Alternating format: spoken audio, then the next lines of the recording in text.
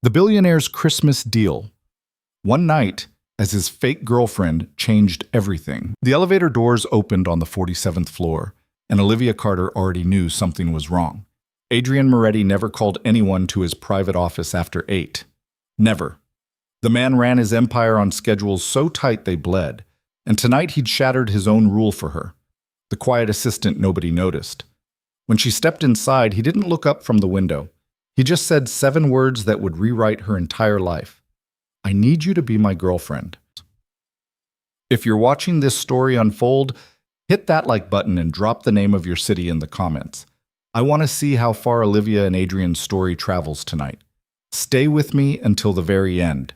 You won't want to miss what happens when the lie becomes the only truth either of them has left. The snow had started falling around 6 that evening, the kind of slow, uncertain snow that couldn't make up its mind whether to stick or melt.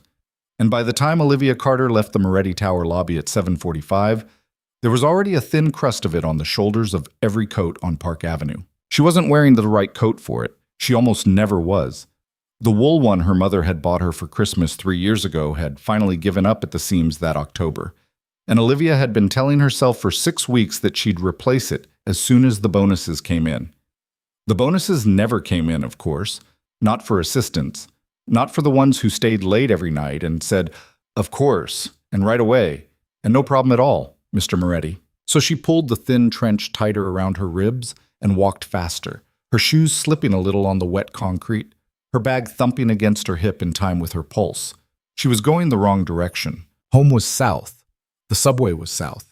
Her tiny studio with the radiator that clanked like someone was beating it with a pipe was south, and she had a cup of instant ramen and a half-watched episode of something mindless waiting for her there, and she was walking north. Because 40 minutes earlier, a text had lit up her phone while she was halfway through shutting down her computer. Come back up. Now. Private office. No please, no explanation. Just now. That was Adrian Moretti for you. Words cost money, and he spent them like a man counting pennies. She stopped at the revolving door of the building she had just left. The security guard, Hector, looked up from his paper and tilted his head. "Miss Carter, you forget something?"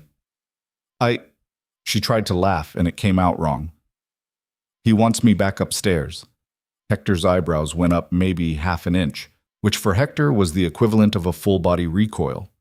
"At this hour?" "At this hour." "Huh." He reached under the counter and slid her visitor badge back across. "Good luck, kid." She hated the way he said it. Good luck, like she was walking into surgery. The elevator was empty. The 47th floor was always empty after 7. Adrian kept the whole top level as his personal territory.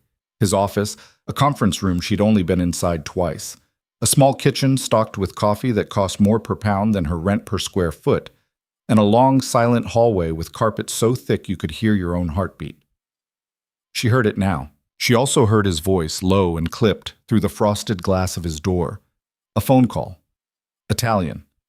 Olivia didn't speak Italian, but she'd worked for him long enough to know the rhythm of it. When he was negotiating, when he was threatening, when he was tired. He was tired tonight. The words came slower. There were pauses where he rubbed the bridge of his nose. She could picture it without seeing it. She raised her hand to knock. The door opened before her knuckles made contact. "Sit down, Miss Carter." He didn't look at her. He just stepped aside, phone still pressed to his ear, and gestured her toward the pair of leather chairs in front of his desk. She sat. She folded her hands in her lap, then unfolded them, then folded them again. The office smelled like him. That particular combination of bergamot and paper and something else she'd never been able to name. Something clean and cold, like the inside of a bank vault. He finished the call in 3 sharp sentences and set the phone face down on the desk with the deliberate care of a man setting down a loaded weapon. Then he looked at her. Adrian Moretti was 34 years old. He had dark hair that he kept trimmed exactly the same length year after year, and a face that the business magazines liked to call patrician when they were being polite and severe when they weren't, and eyes the color of strong coffee with no sugar in it. Olivia had spent 2.5 years trying not to notice any of these things. She had been mostly successful. Mostly. Tonight he looked at her the way a surgeon looks at a scan. Whatever he was seeing, it was a problem he intended to solve. I need you to do something for me, he said. Okay? Not work. Okay? It will be work. It won't look like work. Are you free from the 22nd through the 26th? Olivia blinked. That's Christmas, Mr. Moretti. I'm aware. She stopped. What did she have? Her mother was on a cruise with her second husband, which Olivia had been politely not invited to.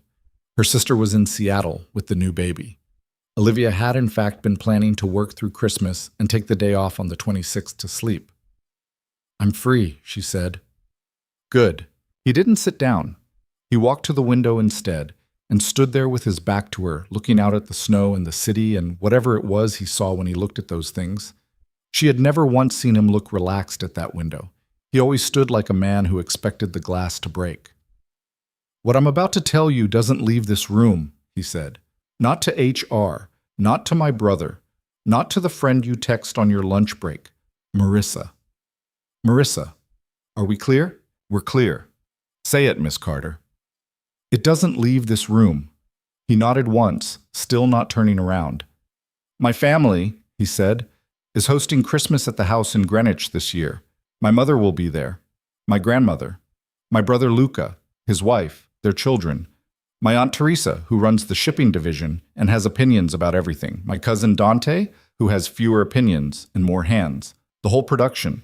4 days. He paused. She waited. 3 weeks ago, he said, a story started circulating in certain circles that I'm involved with a woman named Celeste Varga. You may have seen her name. She models. She also sleeps with married men and sells the details to whoever's buying. The story is false. I've met her twice. Once at a gala I couldn't avoid.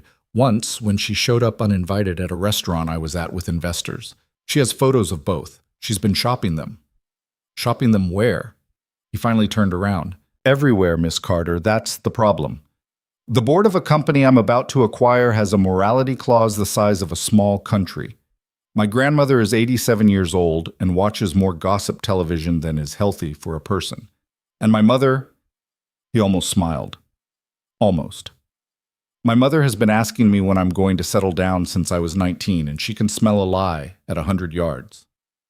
I don't understand what you need from me. Yes, you do. I really don't. He walked back toward the desk. He didn't sit. He leaned against the edge of it, arms folded, and looked at her the way he looked at spreadsheets. Not unkindly, but completely. I need you to come to Greenwich with me on the 22nd, he said, and I need you to be convincing. My mother needs to believe there's a reason I haven't been on dates. My grandmother needs someone to fuss over.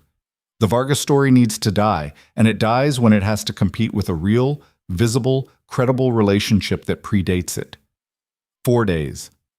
You sleep in your own room. You eat what they cook. You let my aunt ask you invasive questions. You hold my hand in photographs. That's the job.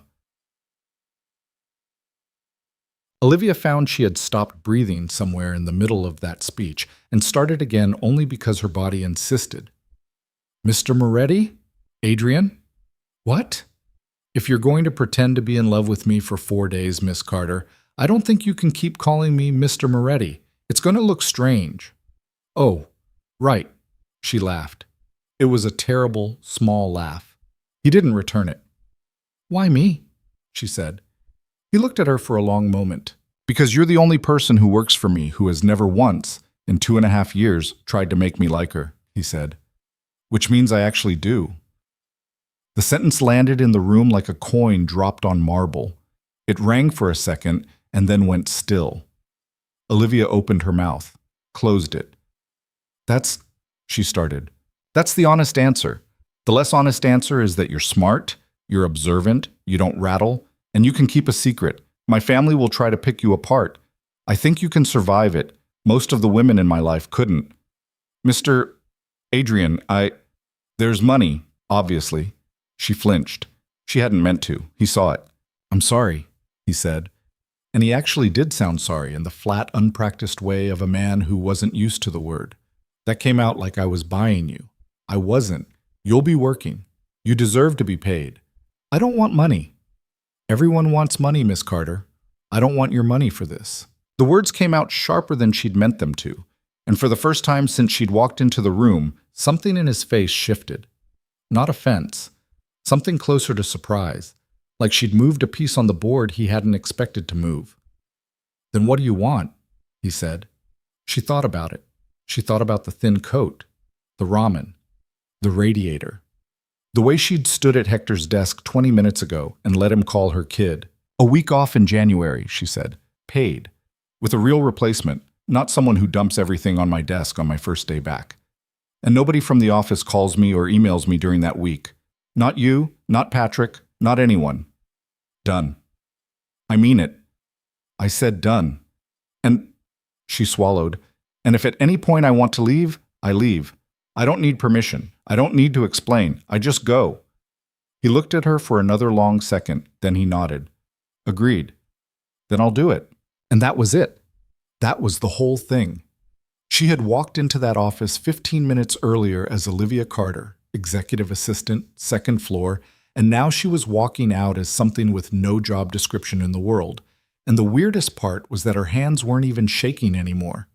They were at the door when he spoke again. "Miss Carter." "Yes?" "You'll need clothes."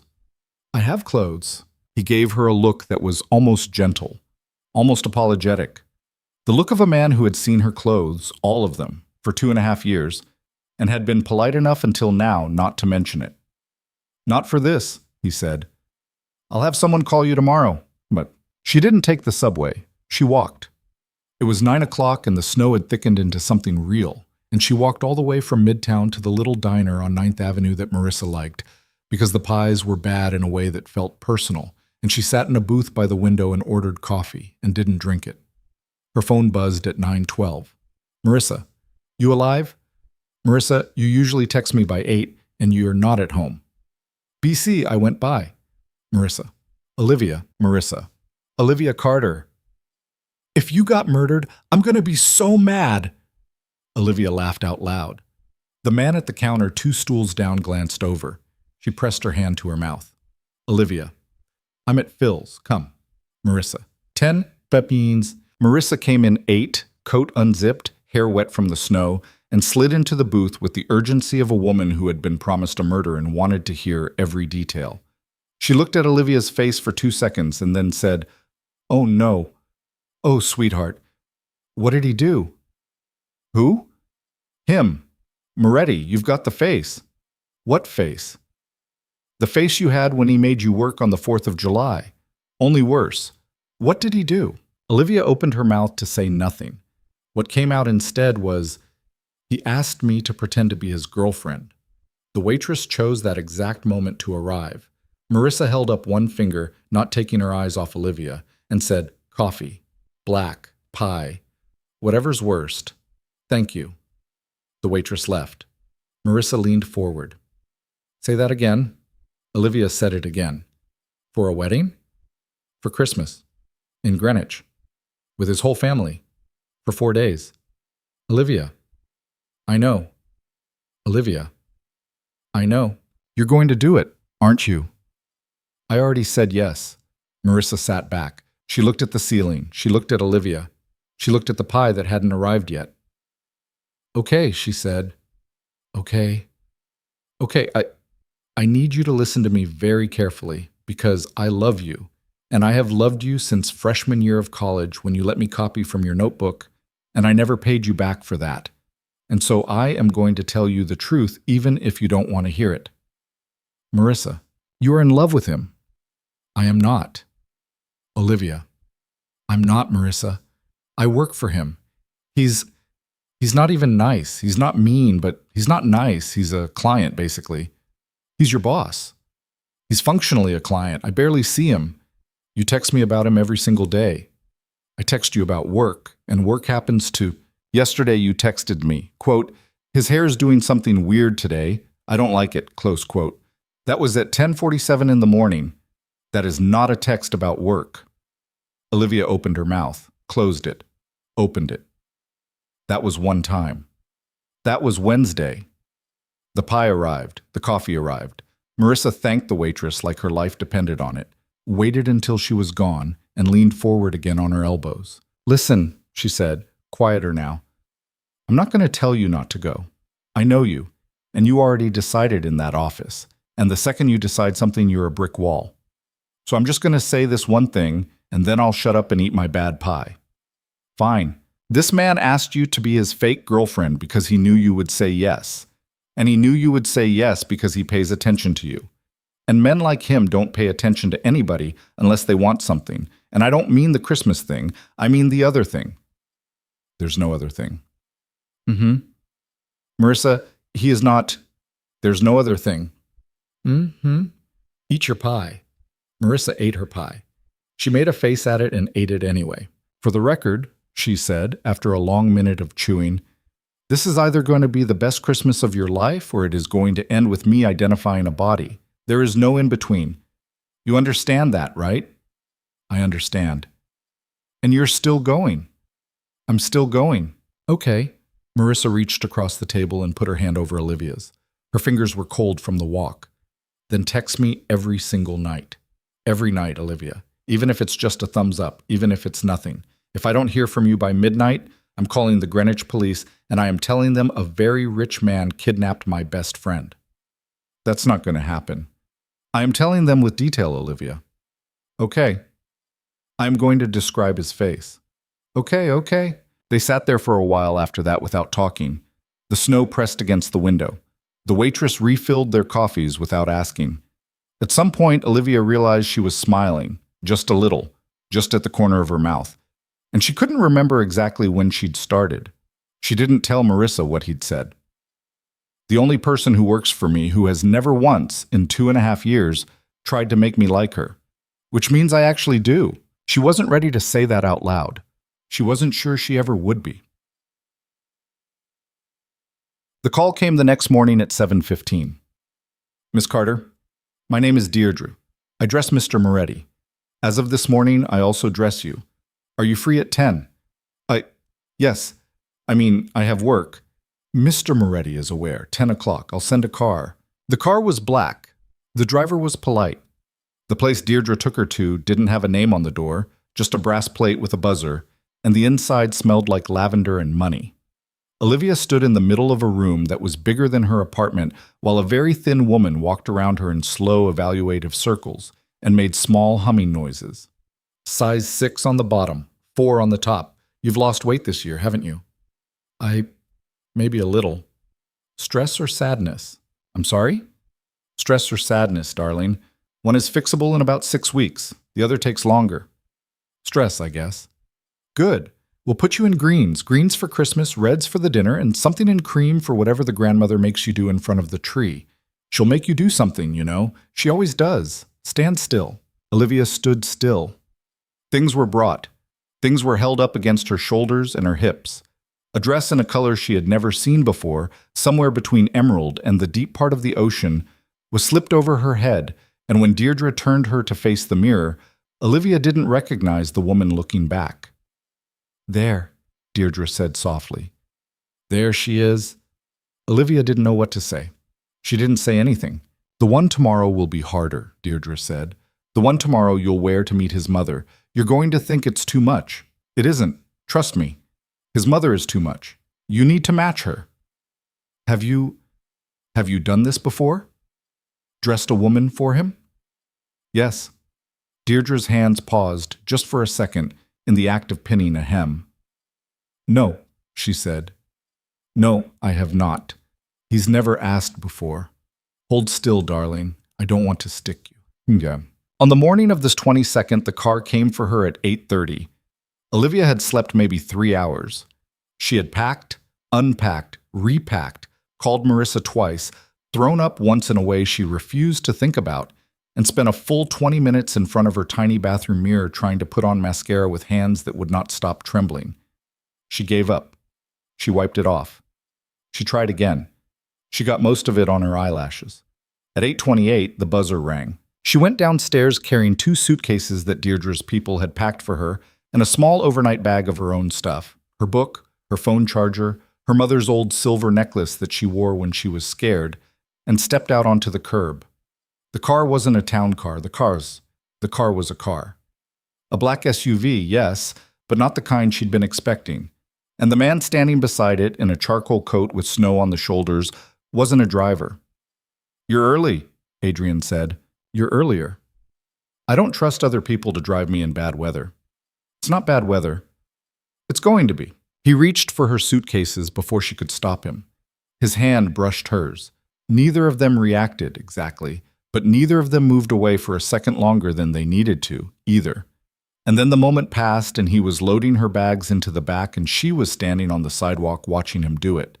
And she realized she had never once, in 2.5 years, seen Adrian Moretti do anything so ordinary as lift a suitcase. He straightened. He looked at her over the roof of the car. "Are you ready?" he said. She thought about it. She thought about her empty apartment upstairs. The ramen, the radiator, the bonuses that never came.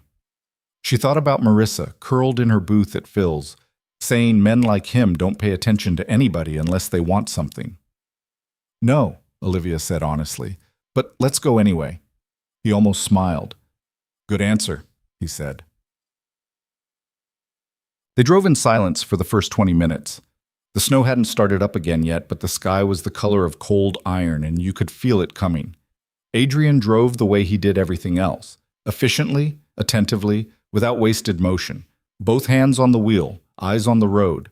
Olivia pretended to look at her phone and looked at him instead. In the reflection of the passenger window, which she discovered around minute 4 was the exact same thing he was doing to her. Their eyes met in the glass. He didn't look away. Neither did she. "We should talk about our story," he said eventually. Our story. How we met. How long we've been together. Whose parents know what. Your parents don't know? My father's been dead 11 years. Oh. The way he said it, flat, practiced, a sentence he'd said so many times it didn't have edges anymore. "I'm sorry," she said. "Don't be. You didn't do it." That's a weird thing to say. Is it? Yeah. When someone tells you someone died, you don't say, "I'm sorry, I didn't do it." He was quiet for a second. Then he laughed. One short, surprised laugh through his nose. It was the first time she'd ever heard him laugh, she realized. 2.5 years, 800-something workdays. And she'd never heard the man laugh. "Noted," he said. "I'll work on my condolences." "You do that." "How did we meet?" "You hired me." "That's not romantic." "You want me to lie to your family?" "I want you to put a little spin on it, Miss Carter." "Olivia." He glanced at her, just for a second, but she caught it. "Olivia," he said. "Fine. You put some spin on it." She thought about it, watching the highway unspool outside the window. The snow had started up again, little hesitant flakes that vanished the second they hit the windshield. "We met at work," she said slowly. "That part's true. I was the new assistant. I didn't know who you were. I mean, I knew your name. I didn't know your face. I spilled coffee on you the first time I saw you. Did you? No, but it's a better story than I checked his schedule 3 times and then shook his hand. Agreed, go on. You were, she glanced at him, you were a nightmare to work for. That's not spin. I said it was true. But you were fair, and you remembered things. My birthday, that I don't drink, that my mom had her surgery in April. He was looking at the road, but his jaw had gone still. I remember those things because it's my job to remember them.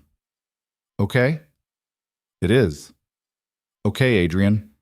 He didn't say anything for a minute. The wipers scraped against the windshield. A year ago, he said finally. Let's say a year ago. Something happened. A late night. A project.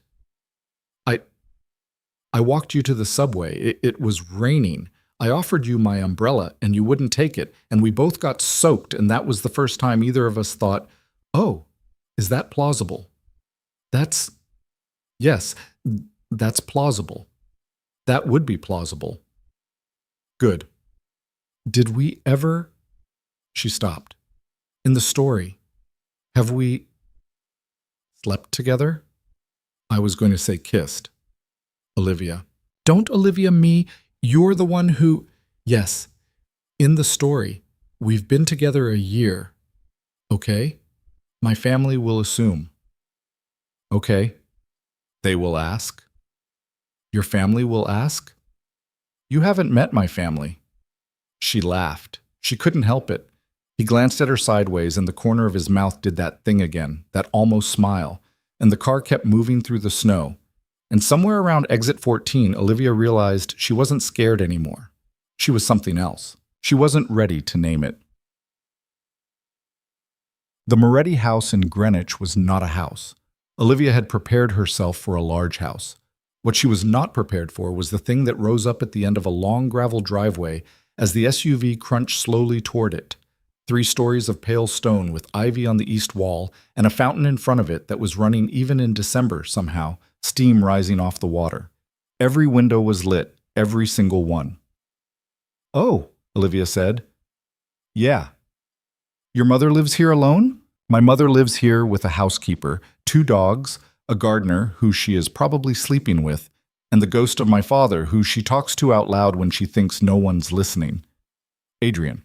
"I'm not joking. Ask her about him at dinner. You'll see." The front doors opened before they'd even parked.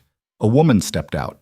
Not old, not young, wrapped in a long gray shawl that caught the light of the porch lamps. Dark hair streaked with white and pulled back into a knot that had probably been neat 3 hours ago. She stood on the top step with her arms crossed and watched the car stop. "That's her," Adrian said quietly. "Adrian, it's going to be fine." "Adrian, I can't." He reached across the center console and took her hand. It was the first time he had ever done that. His palm was warm. His fingers were longer than hers by a lot, and he laced them through hers with a slow, careful deliberation, like a man locking a door. "Olivia," he said. "What?" "Look at me." She looked at him. "I chose you because you can do this," he said. "Not because you're easy to push around. Not because you'll do whatever I say. I chose you because when you walked into my office 3 nights ago, you were scared out of your mind and you sat down anyway. That's the only thing I need from you this week. Sit down anyway. Can you do that?" "Yes." "Say it like you mean it." "I can do that." "Good." He didn't let go of her hand. He opened his door. He came around to her side. He opened hers too and held out his hand and helped her down into the snow like she was someone who mattered. And she kept her chin up as she stepped onto that gravel because she remembered, in that exact moment, that she had sat down in his office 3 nights ago, knowing full well it might ruin her life. And she had done it anyway. She could do this. The woman on the steps came down to meet them, and Olivia watched her son's face change as she approached. Not soften, exactly. Adrian Moretti's face did not soften for anyone, but settle, the way a flag settles when the wind drops. "Mama," he said. "Adriano." They embraced. Briefly. She held him by the shoulders at arm's length and studied him like a jeweler with a stone. And then she turned, slowly, deliberately, to look at Olivia. Olivia did not move. "Sit down anyway." "So," the woman said. Her voice was low and accented and not unkind. "You're the one." "Yes, ma'am." "Don't call me ma'am. I'm not 100 yet." She held out her hand. "Francesca. You'll call me Francesca. Everyone does except my sister, and she only calls me worse." "Olivia." "Olivia." Francesca tested the name. Her eyes did not leave Olivia's face. They were the same color as Adrian's exactly, and they were doing exactly what Adrian's eyes did when he was reading something he hadn't decided about yet. "You came in that coat?" Yes." "Adriano.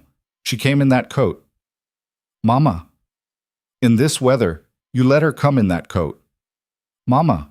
"Come inside, Bambina. Come inside right now before you die on my driveway. We have 3 days to fix you." Francesca took Olivia's arm, firm, absolute, not a suggestion, and began to steer her up the steps. "Adriano, the bags. Don't stand there like a tourist. Madonna mia, my son, he travels like a prince, and he packs like a refugee." "Mama, she can walk on her own. She is frozen. I am warming her. You are carrying bags." "This is the division of labor, Adriano. We discussed this before you were born." And Olivia, caught in the grip of this small, fierce woman and climbing the steps of a house she had only seen on the internet an hour ago, pretending to be in love with a man whose hand was still warm in her memory, looked back over her shoulder at Adrian. He was standing by the open trunk. He had her suitcase in one hand. He was watching her. He was not smiling, not exactly, but something at the corner of his mouth had gone soft in a way she had never seen before. And when their eyes met, he gave her the smallest possible nod, the kind a boxer gives another boxer across a ring. Sit down anyway, she nodded back. And then Francesca pulled her through the front door into the warm gold light of the hallway, where a grandmother in a blue dress was rising from a chair to inspect her, where two dogs were barreling down the staircase at full speed, where the smell of cinnamon and braised meat and wood smoke was rolling out of every doorway, where somewhere upstairs a woman was laughing at something a man had said, where a Christmas tree blazed in the far room like a small private sun, and Olivia Carter, who 3 nights ago had walked to the wrong subway in the wrong coat to meet her boss for a conversation she could not have imagined, stepped across the threshold of the Moretti house and did not look back. Behind her, the door clicked shut. The lie had begun. She did not yet know that somewhere in the next 96 hours, she would stop being able to tell which parts of it were lies at all. The grandmother's name was Renata, and she was the first test. Olivia knew it the moment the old woman rose from her chair in the front hall. Rose slowly, gripping the carved wooden arms with fingers that were thin but steady, a small woman in a blue wool dress and pearl earrings, her white hair pinned up so neatly it looked lacquered. She was 87 years old, she stood about 5'2", and she had, Olivia would learn within the hour, the moral authority of a cathedral. "Nonna," Adrian said behind them, coming through the door with the suitcases. "This is Olivia." Renata did not look at him. Renata looked at Olivia the way Olivia's 6th grade teacher had once looked at a permission slip Olivia had forged her mother's signature on. Not angry, not suspicious exactly, just patient, just waiting to see what Olivia would do next. "Olivia," she repeated. She had almost no accent. She said the name like she was tasting it. "Come here, Bambina. Let me see you." Olivia took 2 steps forward. The dogs were still going somewhere in the back of the house, barking at a squirrel or a memory or nothing. Francesca released her arm and went to scold them. Adrian set the bags down. The 3 of them were effectively alone. Olivia, the grandmother, the man pretending to be her boyfriend, and a silence that was getting heavier by the second. Renata reached up with one small veined hand and touched Olivia's cheek, just the backs of her fingers, just for a second. "You're cold," she said. It was a long drive. Adriano doesn't keep the heat high enough in that car. I've told him. He never listens." "I listen, Nonna," Adrian said dryly. "You hear? That's different." Renata lowered her hand. She kept her eyes on Olivia's. "How long?" she said. "Ma'am? How long have you been with my grandson?" Olivia's throat did something funny. She had rehearsed this in the car. She had practiced it in the shower. She had said it to Marissa over the phone the night before last, twice, until Marissa had told her to shut up and eat something. A year. Just over a year, since last November. "You remember, Adrian? It was raining."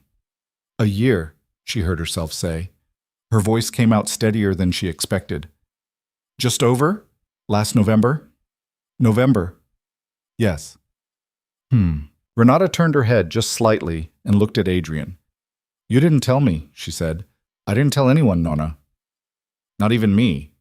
Especially not you." "Why not me?" "Because you would have called my mother." Renata considered this. She seemed to find it reasonable. She turned back to Olivia. "He's right," she said. "I would have."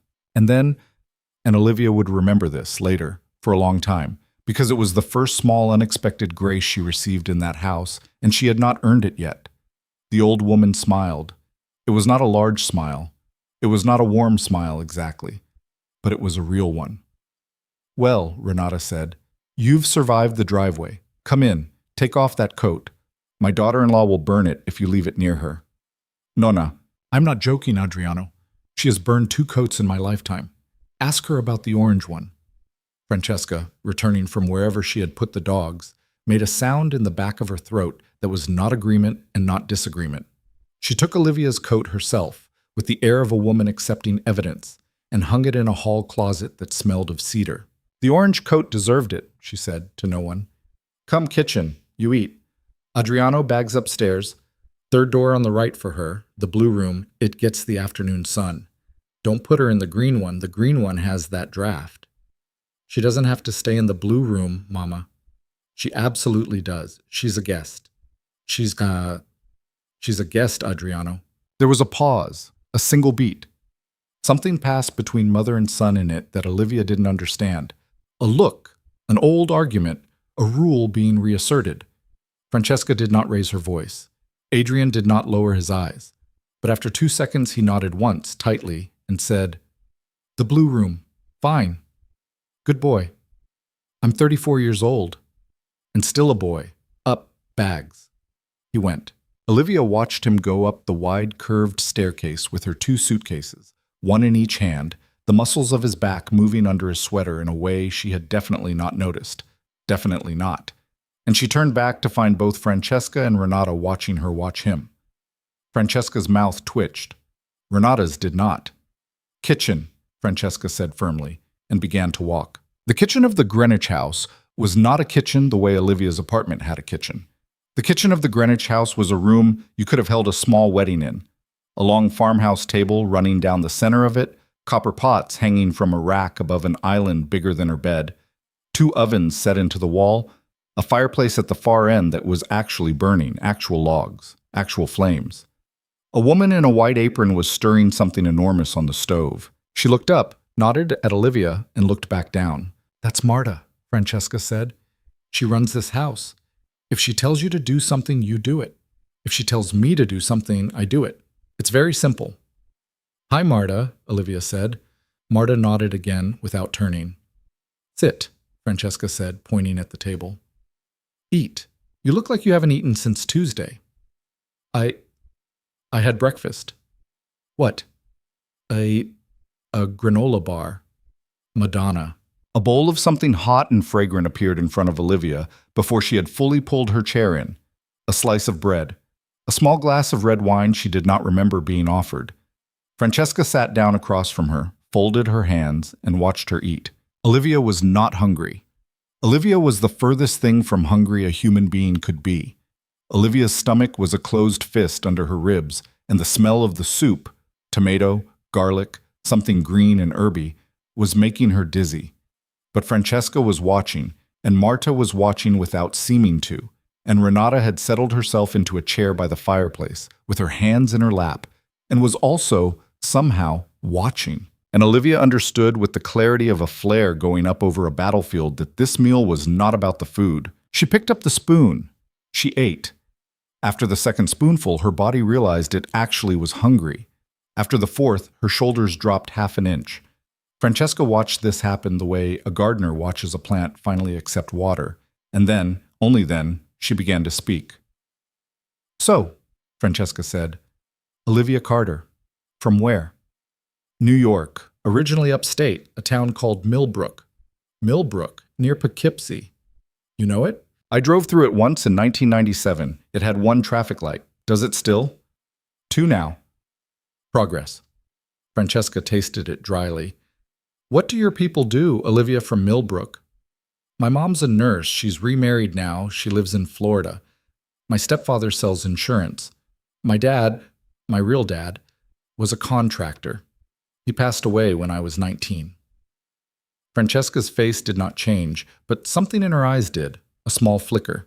Acknowledgement. "I'm sorry," she said. "Thank you. Adriano's father died when Adriano was 23. He told me." "He told you?" Francesca's eyebrows lifted half a millimeter. "When?" "In the car, just now. He said it was 11 years ago. 11 years ago in March. He didn't say March. He wouldn't. He doesn't talk about it."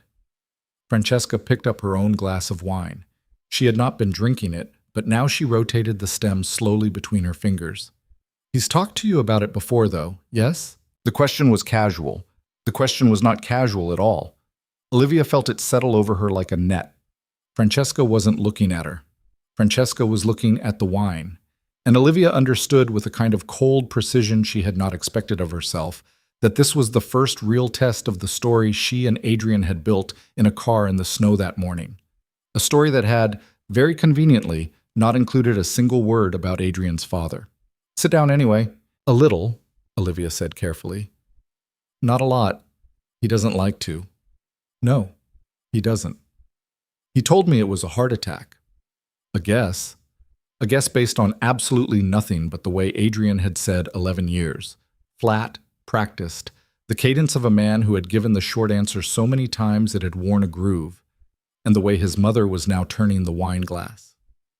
Francesca's face did not move, but she stopped turning the glass. Yes, she said quietly. It was. I'm sorry. It was very fast. I'm glad. I'm not glad. I know what you meant, Bambina. It's all right. There was a silence. The logs popped in the fireplace. Marta stirred her pot. Renata had closed her eyes in her chair and appeared, implausibly, to be napping. Outside, through the tall kitchen windows, the snow had thickened into something serious, fat, slow flakes coming down against the gray of the garden. He loved my husband, Francesca said, still quietly, still looking at her wine. Adriano. They fought all the time, every day, about the business, about the shipping, about which side of the table to sit on at dinner. Stupid things. My husband was a stubborn man and my son is a stubborn man, and they were both always right. And then one day my husband was in a meeting in Milan and he stood up to leave and he did not reach the door. Francesca. Adriano took the next plane. He was in New York. He was at school still. He had exams. He did not take his exams. He took the plane. He got there in the morning and his father was already gone and Francesca stopped. She took a sip of wine. She set the glass down. He has been in charge of everything since that morning. Everything. The company, the house, his brother, me. He was 23. Olivia could not speak. She did not try. I tell you this, Francesca said, because I am his mother, and I love him, and he does not know how to be loved by anyone who does not already owe him something. Do you understand me, Olivia from Millbrook? Yes? Do you? I think I do. Francesca looked up. Her eyes were dry, but they were the eyes of a woman who had spent years not crying. And Olivia recognized that look because her own mother had that look for about 4 years after her father died, and she had never seen it on another person since. I watched you in the hallway, Francesca said. When he told you to come inside, when he took your hand, he did. For a moment. In the car. When I opened the door, I saw. Olivia felt the heat rise in her face and tried to send it back down. It did not go. He has never done that in my house, Francesca said. Not with anyone. Not once. In 14 years of him being a grown man in this house, bringing women to dinners, to holidays. And he has brought them, Bambina. Do not think he hasn't. Not once has he taken a woman's hand in my front hallway. So. She picked up the wine glass again. So you eat your soup, and we will see what the next 4 days bring. Yes? Yes. Good. Francesca stood up. She reached across the table and very briefly laid her hand on top of Olivia's where it rested beside the bowl. Her palm was warm. Her wedding ring clicked gently against Olivia's knuckle. Welcome to the house. Whatever you are here for, you are welcome in it. And then she was gone. Out of the kitchen in that swift, decisive way she did everything. Calling for the dogs, calling for someone named Gianna, who apparently lived upstairs, her voice rising and falling through the rooms of the big house like weather moving through a valley. Olivia sat at the table. The soup was going cold. Her hand was still on the table where Francesca had left it. From the chair by the fire, without opening her eyes, Renata said, "She likes you." Olivia jumped. "I thought you were asleep." "I was. Then I wasn't. I'm 87, Bambina. I don't sleep for long. She likes you." Thank you, I think." "Don't thank me. I didn't decide. She did." Renata opened her eyes. They were the clearest, palest blue Olivia had ever seen on a person that age. The blue of water under ice. "She's been wrong before, you understand. About women. About my grandson. She was wrong about the last one, very wrong, and she knew it, and she has not forgiven herself for that one yet." "The last one?" "There was a last one. There's always a last one. He did not marry her." "Oh." "Don't ask him about her." "I won't." "She was beautiful." "You are not as beautiful as she was." Olivia opened her mouth to respond and could not decide what to respond with. Renata smiled, and this time it was a real smile, the kind that moved into her eyes. This is a good thing, Bambina. Beauty is cheap. He had it. He is tired of it. Eat your soup. Olivia ate her soup. She was still eating it when Adrian came back down and stopped in the kitchen doorway and looked at her sitting there with his grandmother asleep again by the fire and snow piling up against the windows behind her, and something moved across his face that she could not entirely read. "Did she?" he started. "Your mother was lovely." "My mother was not lovely." "Your mother was welcoming." "She interrogated you, didn't she?" "No. Olivia, she asked about my family. We talked about your father." The pause that followed was very small and very long. He said. "I told her you mentioned it. In the car. She didn't push." "She didn't push?" "Not really." "Olivia, my mother has never not really pushed anything in her entire life." "Well, maybe she likes me." He looked at her. He looked at his grandmother. He looked at the back of Marta's head, which had not moved through any of it. He crossed the kitchen in 3 long strides and sat down across from her where his mother had been sitting. And for a second, he just put his elbows on the table and dragged both hands down his face. "Miss Carter," he said, muffled through his palms, "you are going to get us both killed." "Olivia, you're going to get us both killed." "Olivia, was that not the plan? I thought we said I should talk to them." "I said don't panic. I didn't say bond with my mother over my dead father in the first 11 minutes. It wasn't 11 minutes. It was more like 20. "Olivia, I'm sorry. Did I do something wrong?" He dropped his hands. He was laughing. Not out loud.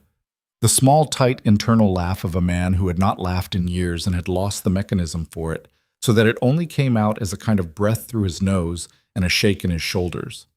Renata, still asleep by the fire, made a soft approving noise. "No," he said finally.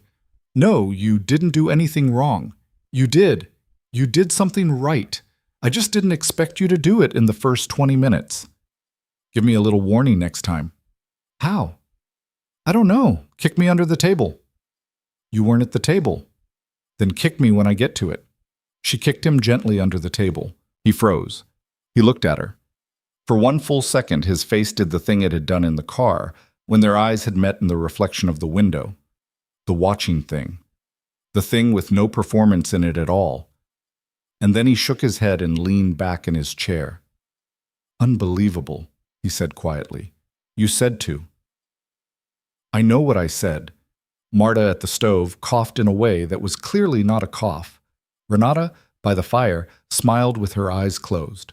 And Olivia, sitting in that warm kitchen in a house she had never seen before, with a bowl of tomato soup going cold in front of her, and a man across the table whose face she had been trying not to memorize for 2.5 years, thought to herself, very quietly, very carefully, as if afraid the thought would hear itself, "I could get used to this." She put the spoon down. She did not think it again for another hour. The brother and his family came in just before dark. Olivia heard them before she saw them. A burst of cold air from the front door, the sound of children shouting, a deeper voice saying something in Italian, Francesca's voice rising to meet it in a kind of joyful scolding. Adrian, who had been showing her the room she'd been assigned. "The blue room, I apologize in advance, my mother's been redecorating it for 20 years. It has a footstool shaped like a mushroom." Turned his head toward the sound and sighed. "That's Luca," he said. "You don't sound excited." "I am excited. He's my brother. He paused, his hand on the banister at the top of the stairs, and looked down at her from 2 steps above. "Luca is very easy to like. People don't usually like me when he's in the room." "Adrian, it's a statement of fact, Olivia. It's not a very nice statement. It's not supposed to be." They went down together. At the bottom of the stairs, in the middle of the big front hall, a tall, lean man with Adrian's eyes and none of Adrian's stillness was in the middle of picking up a small boy by the ankles and pretending to drop him. The small boy was screaming with laughter. A woman with dark hair and a long braid was trying to get a coat off a smaller child who was spinning in circles. A dog was barking. Francesca was directing all of it like an opera conductor.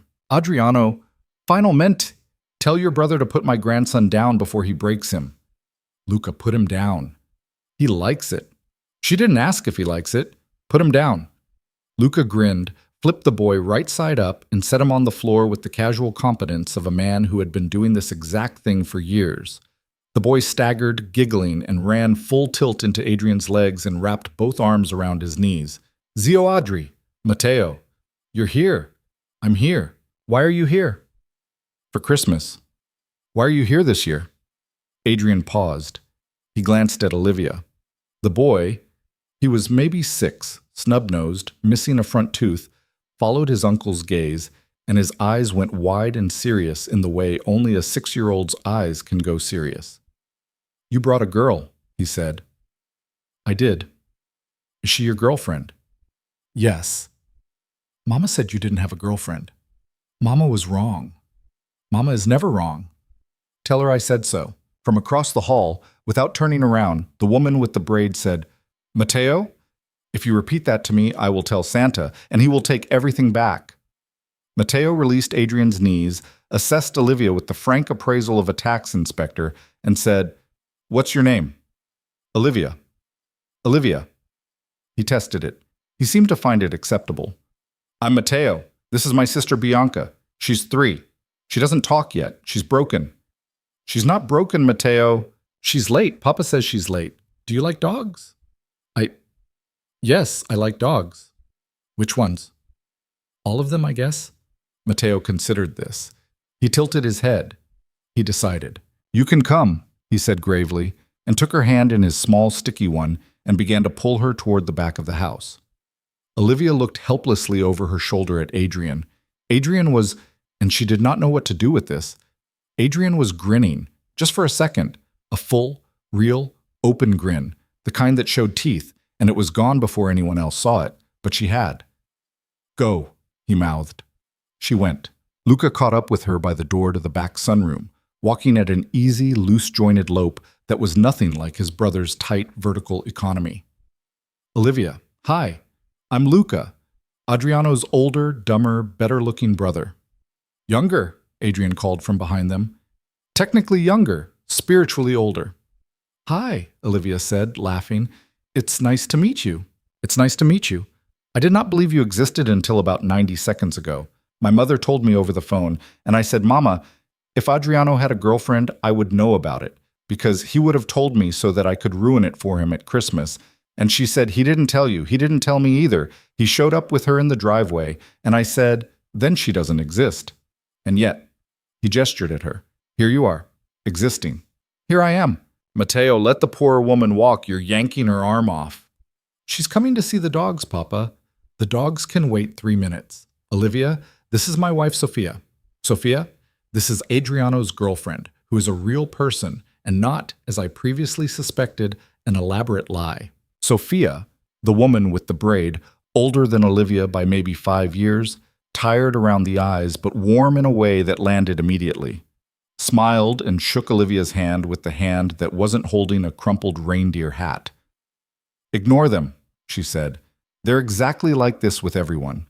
It gets better in about a week. I'm not here for a week. Oh. Sophia's smile sharpened slightly, and it was not unkind at all, but it was not nothing either. Then God help you. How long have you known him? A year, Olivia said. Just over. And he waited this long to bring you. It was complicated. Sophia tucked a strand of hair behind her ear. It always is with him. Come meet my daughter before my son kidnaps you. She's 3 and she's going through a phase where she only trusts women. It's very reasonable of her. By the time Olivia had met Bianca, who was neither broken nor late, but was, on close inspection, extremely shy and had been steered out onto a heated tile sunroom floor where 2 enormous shaggy dogs were already spinning in circles of joy around Matteo.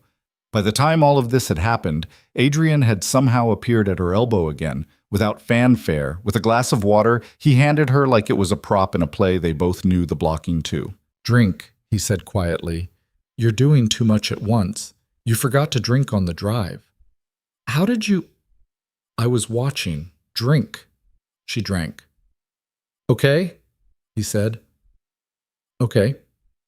My brother's going to try to get you alone in the next hour. Why? To interview you. Oh. Don't tell him anything I haven't already told you. If you don't know the answer, say it's private. He'll respect that. He'll also keep pushing, but he'll respect it. Got it. And Olivia. Yeah? Thank you. She looked up at him. He was looking at the dogs, at his nephew, at his niece, at everything except her. But his voice had been lower than the room required. For what? She said. For the soup, he said. With my mother, the part about my father. You handled that. I don't know how, but you did. Thank you. You're welcome. I don't say thank you very often. I know. I'm not going to say it again. I know. The corner of his mouth moved, just barely. Good, he said. And then Matteo was demanding they both come help teach Bianca how to throw a tennis ball, and the moment dissolved into chaos, the way moments in that house seemed to, and Olivia let herself be pulled into it. Dinner was at 8. Olivia changed into one of Deirdre's dresses. Not the emerald one, she was saving that, but a softer gray wool thing that somehow made her look like someone who belonged at a long table with candles on it. She stood in front of the mirror in the blue room for a full minute and did not recognize herself. She had put on the mascara again. It had gone on right this time. Her hair was up. Her mother's silver necklace was at her throat. She looked like someone might introduce at a family dinner. There was a knock at her door. Olivia, it's me. She opened it. Adrian was in the hallway, in a dark shirt with the sleeves rolled to the elbows, and he looked at her for 1/2 second longer than strictly necessary before his face recovered. Good, he said. Just good? I'm trying not to be inappropriate. Oh. Dinner is downstairs. My Aunt Teresa is here. The one with the opinions. The one with the opinions and Dante. The flirtatious cousin. Just stay close to me. He's harmless, but he's loud, and he'll try to charm you just to see if he can, and you don't need to be charming back. You can be polite. You can be quiet. You can tell him to fuck off. Frankly, I would pay to see it. Adrian. Sorry, long day. He offered her his arm. Actually offered it. Actually bent it at the elbow. And when she took it, she felt the muscle under her fingers go tight for a 1/2 second and then relax. My grandmother is watching. At the top of the stairs. Don't look up. Don't look surprised. Got it? They walked down the big curved staircase together, her hand on his arm, her skirt whispering against the runner. And halfway down, Olivia glanced up very briefly against instruction. And Renata, in her blue dress, at the top of the stairs, pretending to adjust a painting, met her eyes for a single silver second and gave her the smallest possible nod. You will do. Dinner was 12 people at a table set for 12. Aunt Teresa was a broad, magnificent woman in a purple blouse with a diamond the size of a peppercorn on her ring finger, and she kissed Olivia on both cheeks before sitting down, and then immediately asked, across the table, how Olivia felt about nepotism. Her husband, Pietro, a small, quiet man with kind eyes, patted his wife's arm and said, Teresa, not before the bread. Cousin Dante was maybe 28, the kind of handsome that walked around knowing it, dark-eyed and loose-limbed, and he slid into the seat across from Olivia with a smile and said, So you're the one who finally did it? Did what? Got him to bring someone home. Dante, Adrian said, not looking up from the wine he was pouring for his grandmother. Adriano, I am complimenting the woman. You're doing what you always do. Don't. I was going to ask her how a nice girl like her ended up with a brick wall like you. Is that not allowed? It's not allowed. Olivia. Is it allowed? Olivia, who had been watching the exchange with the slightly dazed attention of someone at a tennis match, considered her options. She considered what Adrian had said about letting her be polite, letting her be quiet, letting her tell him to fuck off. She considered Renata, 3 seats down, who had her wine glass halfway to her mouth and was openly watching. She considered in a small flash the thin coat and the ramen and the bonuses that never came, and a life in which she had, for 2.5 years, said of course, and right away, and no problem at all to the man now sitting at her left side. She set down her fork. Dante, she said sweetly, it's allowed, but you should know that I'm the one who brought him home, actually, not the other way around. There was a tiny pause at the table, the kind of pause that has weight. Is that so? Dante said, grinning. That's so. How do you figure? Well, Olivia picked up her wine glass very calmly and took a sip. He would have spent Christmas working. I told him that wasn't going to happen this year. He put up a fight. I won. That's how I figure. Is that true, Adriano? Adrian beside her had gone very still. She did not look at him. She could feel him not looking at her. Every word, he said. Aunt Teresa laughed. A rich, surprised, full-bodied laugh that seemed to come from somewhere below her diaphragm and filled the whole room. Oh, she said. Oh, I like this one. Francesca, where did you get this one? I didn't get her, Teresa. She got herself.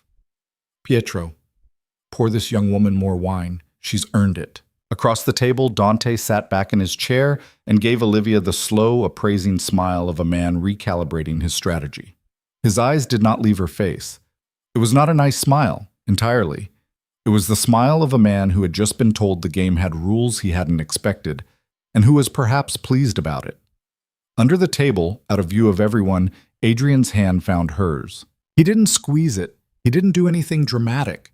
He just laid his hand over hers where it rested on her thigh, and let it stay there for 3 full seconds, and then took it away. But in those 3 seconds, Olivia understood, with a clarity that felt almost physical, that something had shifted in the room and that neither of them had entirely meant to shift it. The story they'd built in the car, the umbrella, the rain, a year ago, just over, had been a scaffolding. She had just, without asking him, thrown a real beam across it, and he had just, without asking her, stepped out onto that beam to stand beside her. Dinner continued. The food came. The wine kept being poured. Luca told a story about a disastrous family trip to Sicily that had everyone at the table laughing, including eventually Adrian. A real laugh this time, not the nose-breath laugh of that afternoon. An actual audible laugh that made Francesca look up sharply from her plate like she had heard a door open that had been closed for a long time. And Olivia, sitting there, drinking wine she couldn't really afford to be drinking, eating food a woman named Marta had made for her because she looked like she hadn't eaten since Tuesday, being watched by an 87-year-old woman in a blue dress who had decided Olivia would do, being flirted with by a cousin who had just been told no in a way he wasn't used to. Olivia realized she had not thought about her apartment, or the radiator, or her cold bed, or her ramen, or the thin coat hanging in the cedar closet for nearly 3 hours. She had, however, thought about the man sitting beside her, approximately once a minute for all of those hours, and at some point she did not know when, her leg had come to rest against his under the table, and neither of them had moved it. Neither of them was moving it now. Across the table, Renata met her eyes one more time. The old woman did not smile, but she did lift her wine glass, just slightly, not a toast, not a salute, just an acknowledgement. The smallest possible lift of a glass by a woman who had lived 87 years and had seen from a chair by the fireplace that afternoon something she apparently recognized. Olivia did not lift her glass back. She couldn't, exactly. Her hands were shaking, a very little, in a way she did not want anyone to see. She kept them in her lap, and the warmth of Adrian's leg against hers was the only thing anchoring her to that dining room, to that table, to that life she had walked into that morning wearing the wrong coat. Later, much later, when the plates were cleared and the children had been put to bed upstairs, and Francesca had brought out a bottle of something amber and strong that nobody refused, Adrian leaned over, under the pretext of reaching for his own glass, and said very quietly into her hair, "That thing you did, at dinner, with Dante." "Yes?" "Don't do that again." "Why not?" He didn't answer for a second. He was very close. She could smell the wine on his breath and the soap on his neck, and his hand was braced on the back of her chair in a way that was entirely for show and not for show at all. "Because I almost forgot we were pretending," he said. And then he sat back and reached for his glass and did not look at her for the rest of the night. But she felt him not looking. She felt it through the linen tablecloth and through the candlelight and through Aunt Teresa's laughter and Luca's stories and Renata's small, knowing, patient silence from the head of the table. She felt him not looking at her with more attention than she had ever felt from anyone looking at her in her life. And when she finally stood up to go to bed and said goodnight to everyone, her knees were not quite steady under her skirt. In the blue room with the door closed, with the snow piling silently against the window and the mushroom footstool glowing faintly from a lamp someone had left on, Olivia sat on the edge of the bed and pressed both hands flat against her face. Her phone buzzed. "Marissa, status." "Marissa." It is 10:47. Olivia. I said midnight, but I am weak.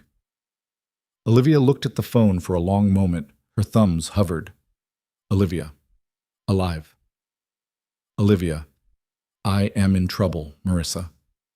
Olivia, I am in real trouble. There was a pause. And then, Marissa. Oh, sweetheart. Marissa. Oh no, Marissa. The good kind or the bad kind? Olivia stared at her phone. Outside her door, far down the hallway, a door closed. Adrian's, she thought. She wasn't sure which room was his. She hadn't asked. And then the house went quiet in that deep, full way houses get when everyone in them has finally stopped. She typed. She deleted. She typed again. Olivia. I don't know yet. Olivia. Ask me tomorrow. She set the phone face down on the nightstand. She did not undress.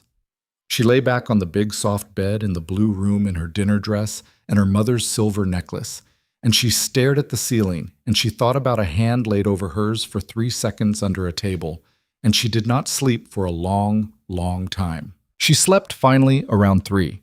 She dreamed nothing she could remember. When she opened her eyes, the blue room was gray with early light, and the snow had stopped, and for a disoriented second she did not know where she was. And then the mushroom footstool came into focus at the end of the bed, and she remembered, and she closed her eyes again. Her phone said 7:14. Her phone also said she had missed a call from Marissa at 1:02 a.m. and received a text at 1:03 that read simply, I am here if you need me. And Olivia pressed her palm flat against her chest for a second, because sometimes love is a person staying up past 1 in the morning to hover near a phone they know you aren't going to answer. She got up. She showered in a bathroom the size of her whole New York kitchen, in water that came out hot instantly and stayed hot, and she stood under it with her forehead against the tile for longer than she meant to. When she came out, there was a soft knock at her bedroom door. Olivia, it's Sophia. Don't come out if you're not decent. I'm leaving something.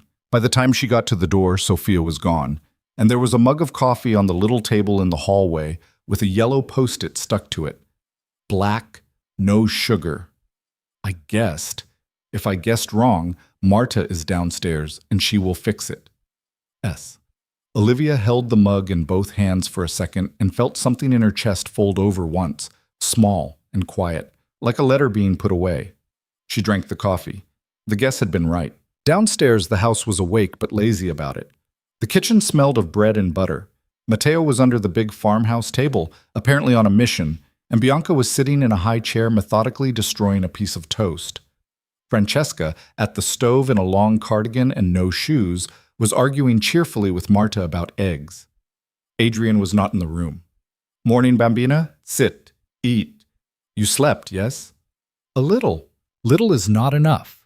Marta, more eggs. Olivia, the bread here. This one, with the cheese, this is what you need. My son made coffee an hour ago, and it is still hot because my son makes coffee like a man going into battle. It will dissolve your stomach. Do not drink it. Drink mine instead. Where is he? Francesca glanced up. Her smile did not change exactly, but the space around it adjusted itself. Outside, she said. He walks every morning when he is here. He thinks no one notices. Everyone notices. He does it because his father used to. Toast, Bambina. Toast is fine. She ate. Matteo emerged from under the table with a very serious face and informed her there was a cat trapped in the walls. Sophia, coming in with wet hair from somewhere, told him there was no cat in the walls. Matteo, we have talked about this. Matteo, unmoved by facts, asked Olivia to come help him listen. Olivia said she would after breakfast. Matteo accepted this and went back under the table. Francesca watched the exchange and said quietly, He likes you. He's 6. He has never asked a single woman Adriano has brought here to help him with anything. Usually he hides from them. Oh. Francesca slid a plate in front of her and sat down across the table, her chin propped on one hand. Do you know what I did yesterday, before you arrived? No. I called my sister Teresa and told her my son was bringing a girl, and Teresa, who as you now know has opinions, said, Francesca, he is doing this because of that Varga woman. Yes, the one in the magazines. He is bringing a prop. And I said, Teresa, I know my son. And if he is bringing a prop, I will know by dinner. She stirred her coffee slowly. Do you know what I decided by dinner, Bambina? Olivia had stopped chewing. No, she said carefully. I decided I did not know. The words landed gently. They were not an accusation. They were not even exactly a question. They were the calm, open hand of a woman who had raised 2 sons alone and learned, somewhere along the way, that pushing was often the slowest way to get to the truth. Francesca, you don't have to answer. I am not Teresa. I'm not going to make you answer at the breakfast table with a child under it. I am telling you what I decided, and I'm telling you because I want you to know that whatever this is, whatever you are here for, you are welcome in this house. I said that yesterday and I meant it. I will keep meaning it. Eat your toast. Eat your toast, Olivia. Olivia ate her toast. It tasted like nothing. Francesca, as if she had not just said any of that, turned to Bianca and began an elaborate negotiation about the necessity of eating the crust. Olivia excused herself 10 minutes later. She did not know where she was going. She put her coat on. The thin coat, which someone, Francesca presumably, had taken out of the cedar closet and hung on a peg by the back door, not burned, and she stepped out into the cold and the soft white light of the morning and walked. The gardens behind the house were bigger than a city block. Low stone walls, boxwood hedges frosted with snow, a frozen fountain, a line of cypress trees, a path that wound down toward a wood at the far edge of the property. She took the path. She did not know why she was taking the path. She was taking the path because she could not sit in that kitchen for one more minute with a woman who had just said, I decided I did not know, in the gentlest voice in the world. She found him at the edge of the wood. He was standing with his back to her, in a dark coat with the collar up, hands in his pockets, looking at a low stone marker half buried in snow. She stopped about 20 feet away. She did not know if he had heard her. She did not know if she should leave. You don't have to go, he said, without turning. I didn't mean to. I know. I heard you come down the path. Oh, I knew it was you because you walk like someone who's trying not to disturb anything. Come here. She came. He did not move. When she reached him, he didn't turn his face toward her, just tilted his head slightly in acknowledgement, the way a man acknowledges someone standing at his shoulder at a funeral. The marker was small, a gray stone, about the size of a loaf of bread, laid flat in the ground. There was a name on it, and 2 dates, and a small carved line of Italian she couldn't read. My father's, he said. He's buried here. No, he's buried in New Jersey, in a family plot he hated. This is a marker my mother put down 3 years after. She said he loved this corner. He did. He used to bring coffee out here at 6 in the morning, before anyone was up. That's why I walk here. Oh. It's stupid. It's not stupid. It is a little. He's not here. I know he's not here. I still come out. Olivia did not say anything. She had learned, somewhere in the last 10 years of her life, that the worst thing you could do for a person standing near a grave, real or imagined, was try to cheer them up. So she stood there. The cold went through her coat. Her breath made small white shapes in the air. After a minute, Adrian turned his head and looked at her. You didn't sleep? No. I'm sorry. Don't be sorry. It wasn't you. She paused. It was partly you. Right. Not in a bad way. Adrian. Yes. What you said last night, at the table. He was quiet. The wood behind them creaked once, the sound of a tree settling under its own snow. I shouldn't have said that, he said. You did say it. I know. You said you almost forgot you were pretending. I know what I said, Olivia. Did you mean it? He closed his eyes. Just for a second, like a man bracing himself. I'm 34 years old, he said finally. I have a great deal of practice, Olivia, in not saying things I mean. So, no, I shouldn't have said it. And yes, I meant it. Both of those are true. I don't know what to do with that. And I am asking you very sincerely not to make me figure it out standing in the snow at 8 in the morning next to my father's name. Olivia nodded. She nodded slowly. She did not trust her voice. Okay, she said. Okay. Can I ask you one thing, though? Depends on the thing. When you came to my office 3 nights ago. Yes. Did you know? He turned his head fully toward her then. He looked at her for a long time. His face, in the gray morning light, looked older than she had ever seen it, and younger too, both at once, in a way that only happens to people who have not let themselves feel their own face for a long time. "I don't know what I knew," he said quietly. "I knew I didn't want to ask anyone else. I told myself it was because you could do the job. That was true. That is still true. But He looked back at the stone. He exhaled, a small white cloud. "I didn't think about it harder than that, because if I thought about it harder than that, I would not have asked. And I needed to ask. So I didn't think about it harder than that.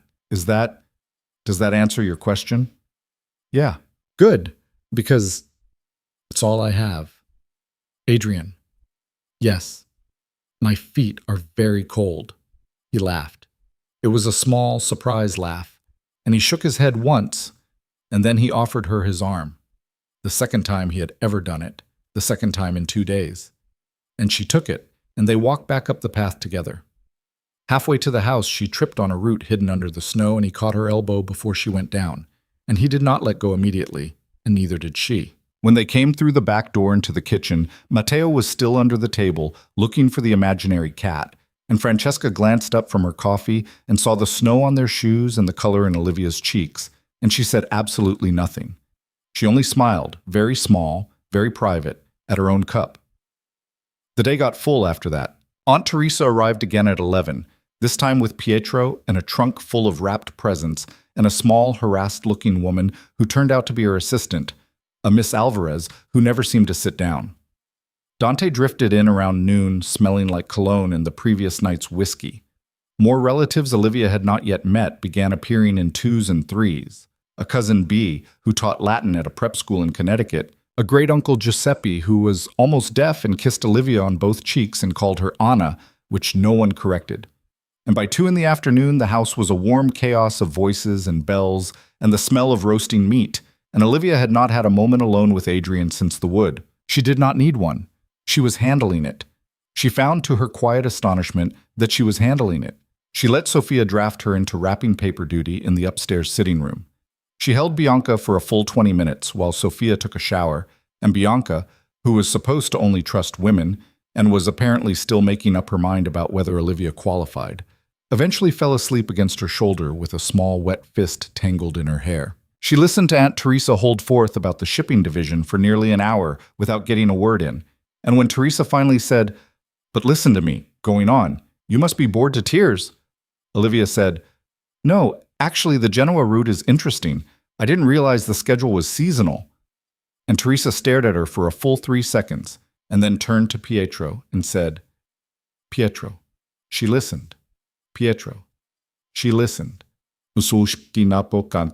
Pietro, from his armchair, smiled behind his paper. Dante, through all of this, circled. He wasn't obvious about it. He was. Olivia had to give him that, too practiced to be obvious. He just happened to be in the doorway when she came out of her room. He just happened to reach for the same wine bottle at the same time. He just happened, at one point in the mid-afternoon, to find her alone in the hallway between the library and the back sitting room, and step into her path with a smile that was meant to be charming and mostly succeeded. "Olivia." "Dante." "You've been avoiding me." "I haven't been avoiding you." "You have a little." "I'm not trying to." "That's the best kind of avoiding, when you're not trying." She laughed, because she couldn't help it. The man was absurd.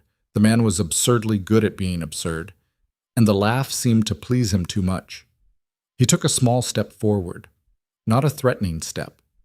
The step of a man who had been told no and wanted to see what the next no sounded like. "I have a question," he said. "Okay." "An honest one."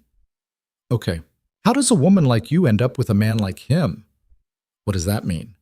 "You're warm. You laugh at my jokes. You held my niece for an hour, my niece who screams at her own grandmother, my cousin, and I love him, you understand. I love him like a brother. My cousin does not laugh. My cousin does not hold babies. My cousin, Dante." "I'm asking you honestly, Olivia." "You're asking me something else." He tilted his head. The smile did not leave his face, but it changed shape. "Maybe," he said. "Then ask the thing you're actually asking." He was quiet for a second. He glanced down the hallway. No one was coming. He looked back at her. I'm asking, he said softly, whether you're really with him, or whether somebody else, somebody like me, say, somebody who laughed and held babies, whether that somebody might have a shot, if the timing were different. Olivia felt her face go still. She had not expected him to be this direct. She had expected him to circle for days and never actually land. She had prepared, in her head, for 100 small flirtations and no real attempt. She had not prepared for a man standing 2 feet away from her in a hallway of his own cousin's house and asking her in a low voice if she was really with that cousin at all. For one tiny, terrible, honest second, she wondered what her answer would have been if the question had been asked 4 nights ago, by anyone, anywhere. For the second, she remembered the cold at the edge of the wood that morning, and Adrian saying, I don't know what I knew, and she knew her answer. Dante, she said. Yes. Step back, please. He did, half a step, not all of it. I said, please. He stepped back the rest of the way. I'm not going to tell him you did this, Olivia said, in a voice she did not recognize as her own. Not because I'm protecting you, because I'm protecting Christmas. Your aunt, his mother, is having a nice day. Your grandmother is having a nice day. I'm not going to be the one who ruins it, but you're going to stay the hell away from me for the rest of the week, Dante. Or I am going to ruin it without thinking twice. Do you understand me? He stared at her. The charm was gone from his face. What was left was a man about 15 years younger than he had been pretending to be, with a flush rising up his neck, and something in his eyes that might have been embarrassment and might have been respect. I understand, he said quietly. Good. Olivia, don't. He didn't. She walked past him. Her knees were not quite steady, but they held her, which felt like its own small miracle. She made it to the end of the hallway, into the back sitting room, and when she got there, the room was empty except for one person. Renata, in a high-backed chair by the fire, a book open on her lap, looking directly at the doorway as Olivia came in. Renata had heard. Olivia did not know how much. Enough. The old woman closed her book. She did not say anything for a long moment. Then she lifted one small hand and beckoned Olivia over and patted the footstool beside her chair. Sit, she said. Down here, next to me. Renata, Sit, Bambina, before you fall down. Olivia sat. Her legs gave out into the footstool with more gratitude than grace. Renata looked at her for a long moment with those clear, pale blue eyes, and then, without warning, reached out and pushed a piece of hair behind Olivia's ear with the careful, absorbed attention of a grandmother tucking in a child. Dante has always been a fool, she said calmly. He gets it from his mother's side, not from us. You handled him well. Thank you. You handled him better than the last one did. Renata, the last one. The beautiful one. I told you not to ask about her. Dante did the same thing to her at a wedding 6 years ago, and she cried, and she told Adriano, and Adriano did not, he did not handle it the way he should have. He made a choice. He chose to protect the family from the story. And she understood the way women understand these things, that he would always make that choice. So she left him. And he let her. Olivia was very quiet. I tell you this, Renata said, because you should know, before anything else happens, that this is the thing he does. He protects. He protects his mother. He protects his brother. He protects this family, this name, this house. He has been protecting us since he was a boy, since before his father died, since before he knew he was doing it. And sometimes he protects the wrong thing. Do you understand me? Yes? Do you? I think so. Good. The old woman took Olivia's chin very gently in her thin fingers and turned her face toward the firelight. You are tired, Bambina. Your eyes are tired. Go rest before dinner. I will tell them you have a headache. I don't want to lie to them. Then tell them you have a very small headache. It isn't a lie. You have the beginning of one. I can see it. Olivia almost laughed. She didn't quite make it. Renata. Yes. He told me this morning he wasn't pretending anymore. The old woman did not react. Her hand holding Olivia's chin did not tremble. Is that what he said? She said quietly. More or less. In his way. In his way? Yes. Renata released her chin. She sat back in her chair. For a long moment she looked at the fire and not at Olivia, and her face had gone thoughtful in a way that was older than thought. Then be careful, Bambina, she said finally, for yourself. And for him. He has not said that to anyone in a very long time. Maybe ever. I do not know. Men like my grandson, they do not walk back from a sentence like that. Do you understand what I am telling you? Once he says it, he cannot take it back. Not inside. Even if his mouth takes it back tomorrow, inside he will not. So you be careful what you say back to him. Yes? Yes. Good girl, go rest. Olivia went. She got as far as the stairs before Adrian caught up with her, coming out of the study with a phone in his hand and a distracted expression that sharpened the second he saw her face. Hey, what's wrong? Nothing. Olivia. Nothing. A little headache. Your grandmother told me to go lie down before dinner. My grandmother has never in her life told anyone to lie down. What happened? Adrian, something happened. Nothing happened. Nothing. He took her elbow. Not hard. Just enough to stop her moving. He looked down at her, and his face, in the hallway light, had done the thing she had only seen it do that morning at the edge of the wood. Gone open, gone unguarded, gone all the way awake. Tell me, he said. It was Dante. The change in him was instant. It was not loud. His face didn't even move, really. It just went still, a different kind of still than before. The stillness of a very controlled animal deciding which direction to move. What did he do? Nothing. He asked me something he shouldn't have asked me. I told him to step back. He stepped back. I told him to stay away from me for the rest of the week. He will. That's it. That's all. What did he ask you? Adrian, please don't. What did he ask you? He asked me if I was really with you. A single beat. And what did you tell him? Adrian said. The hallway was quiet. Somewhere far off in the house, Matteo was yelling something. A door opened and closed. Olivia looked up at the man in front of her, a man who had asked her 3 days ago to be a lie. A man who had told her that morning he did not know how to be loved by anyone who did not already owe him something. A man whose grandmother had just told her in a fire-lit sitting room that he could not take sentences like last night's back once he'd said them. Not inside, not ever. I told him to step back, she said. That's what you said. That's what I said. What did you mean? She looked at him. Her hand, the one that wasn't caught in his grip, came up and rested on the front of his shirt. She could feel his heart under it. It was not steady. He was very good at being steady. He was not being steady now. Adrian, she said. Yes. I meant that I'm with you. It was the quietest sentence she had ever spoken in her life. It came out at less than a whisper, in a hallway in someone else's house, against the chest of a man she had worked for 2.5 years, and she felt him hear it. She felt him hear it all the way through. His hand on her elbow loosened. He did not let go. He just loosened.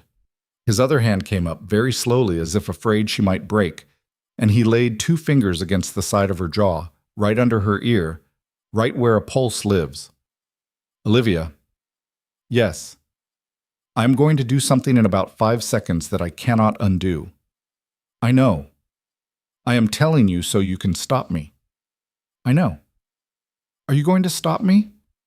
No. He closed his eyes. Just briefly. Like a man who had spent a very long time bracing for an impact and was finally letting himself feel it. His forehead came down and rested against hers, not kissing her, just resting there, breathing the same air she was breathing, his thumb moving very slowly against the line of her jaw. Your mother, Olivia whispered, is going to come around that corner in about 9 seconds. I know. Your grandmother is already watching, probably. Yes. Adrian, I know. He did not kiss her. He stepped back instead. 2 steps. He dropped his hand. He exhaled, long and slow, like a man surfacing from deep water, and he looked at her with a face she was never, for the rest of her life, going to forget. Flushed along the cheekbones, eyes dark, mouth slightly open, a man who had just apparently decided something. Upstairs, he said. Go, lie down. My grandmother's right. You look exhausted. I'm not. Go, Olivia.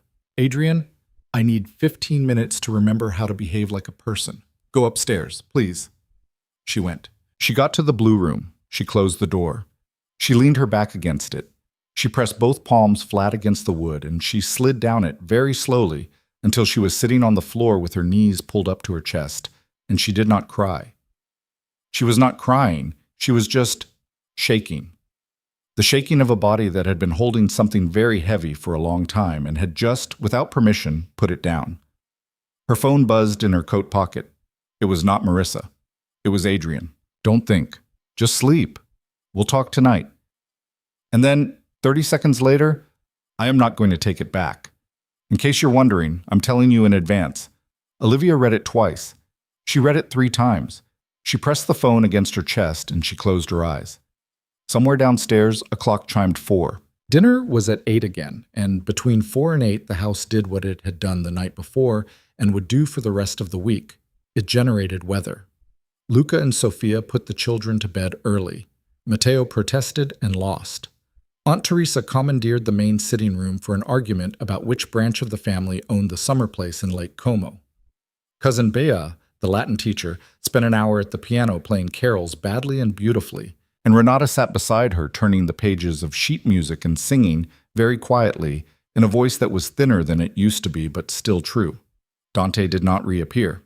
Olivia did not see him at all, and it was very clear that he was staying deliberately out of her path. She woke from her nap at 6:50 with her face creased from the pillow and her heart beating faster than it should have been for a person who had just slept for 2 hours. She sat up. She looked at her phone. There were no new messages from Adrian. He had said, "We'll talk tonight." He had said, "I am not going to take it back." Those 2 sentences were still on her screen, and she read them again. And the second one still did something to her breathing that she did not know how to control. She put on the emerald dress. Deirdre had been right about it. It was the right dress for the second night. It wasn't the red one. The red one was for Christmas Eve. Deirdre had been very clear about that. And it wasn't the cream one for whatever Renata was going to make her do in front of the tree. This one was for the middle. For the place in the week where nobody knew yet what the week was going to be. She did her hair slowly. She did her mascara slowly. When she came down the stairs, the big front hall was full of people in nicer clothes than they had worn the night before, and voices she didn't recognize, and a small group of men she had never seen standing by the fireplace with drinks. Friends, she gathered. Close family friends invited for dinner on the 23rd of every year, as long as anyone could remember. And in the middle of it all, Adrian was standing with his back to the stairs, talking to one of them. And even from behind, Olivia could see he was not listening to the conversation at all. His shoulders were too straight. His hand on his glass was not quite steady. He turned before she was halfway down. She did not know how he had known. Maybe the house told him. Maybe the air told him. Maybe he had been listening the whole time for the specific sound of her on the stairs, with the part of him that was no longer pretending. He turned, and their eyes met across the crowded hallway, and he did not smile. He didn't have to. He simply lifted his glass, very slightly. Not a toast, not a show, just an acknowledgement. The same gesture his grandmother had given her the night before across a dinner table. And something in Olivia's chest that had been wound tight for 3 days unwound by one turn. She finished coming down the stairs. She crossed the hall. She did not look at anyone except him, and he did not look at anyone except her, and when she reached him, he took her hand, in front of all of them, in the open light of the hall, in a way that was no longer under a table, and no longer for show, and no longer anything either of them could call a performance, and laced his fingers through hers the way he had done in the car in the driveway the day before. Slow, deliberate, locking a door. "You look," he started. "I know. I wasn't going to say anything stupid. I know. Stay next to me tonight. Yes?" "Yes." And they walked together into dinner, and at the head of the table, in her blue dress again, Renata watched them come in with a small, ancient, knowing look on her face. The look of an old woman who had lived 87 years and had seen, in one afternoon by a fire, a door open that she had long ago given up hope of seeing opened at all. The dinner on the 23rd was larger than the one before it. 20 people instead of 12, extra leaves in the table, a separate smaller table pushed in for the children who were still awake. And Olivia, holding Adrian's hand under the cloth for most of the first course, understood within about 10 minutes that this was the dinner Francesca had actually been preparing for. The night before had been family. This was performance. The men by the fireplace turned out to be two old business partners of Adrian's father with their wives, and a Monsignor, someone who had known Francesca since before she was married, and who ate like a man twice his size. There was a judge. There was a woman with very short silver hair who turned out to own half a bank. There was a couple from Rome who had flown in that afternoon and who spoke English with the apologetic slowness of people who had been speaking it all day and were tired of it. Francesca introduced each of them to Olivia with the same sentence, slightly varied, which was, "This is Olivia. She is with Adriano. Be nice to her." It wasn't subtle. It wasn't meant to be. The woman with the silver hair, Mrs. Callan, kissed Olivia on both cheeks and said, in the private voice of a woman who had eaten many holiday dinners in this house, "Darling, whatever she said about being nice, ignore it. She wants us to grill you. Where are you from? What do you do? How did you two meet?" "New York. I work in Adrian's office, actually." "Do you now?" "Yes." "And yet you are still with him. Remarkable." Olivia laughed, startled into it. Mrs. Callan's eyes crinkled. "Come sit near me, darling. I will protect you from the Monsignor. He asks about church." She did sit near her.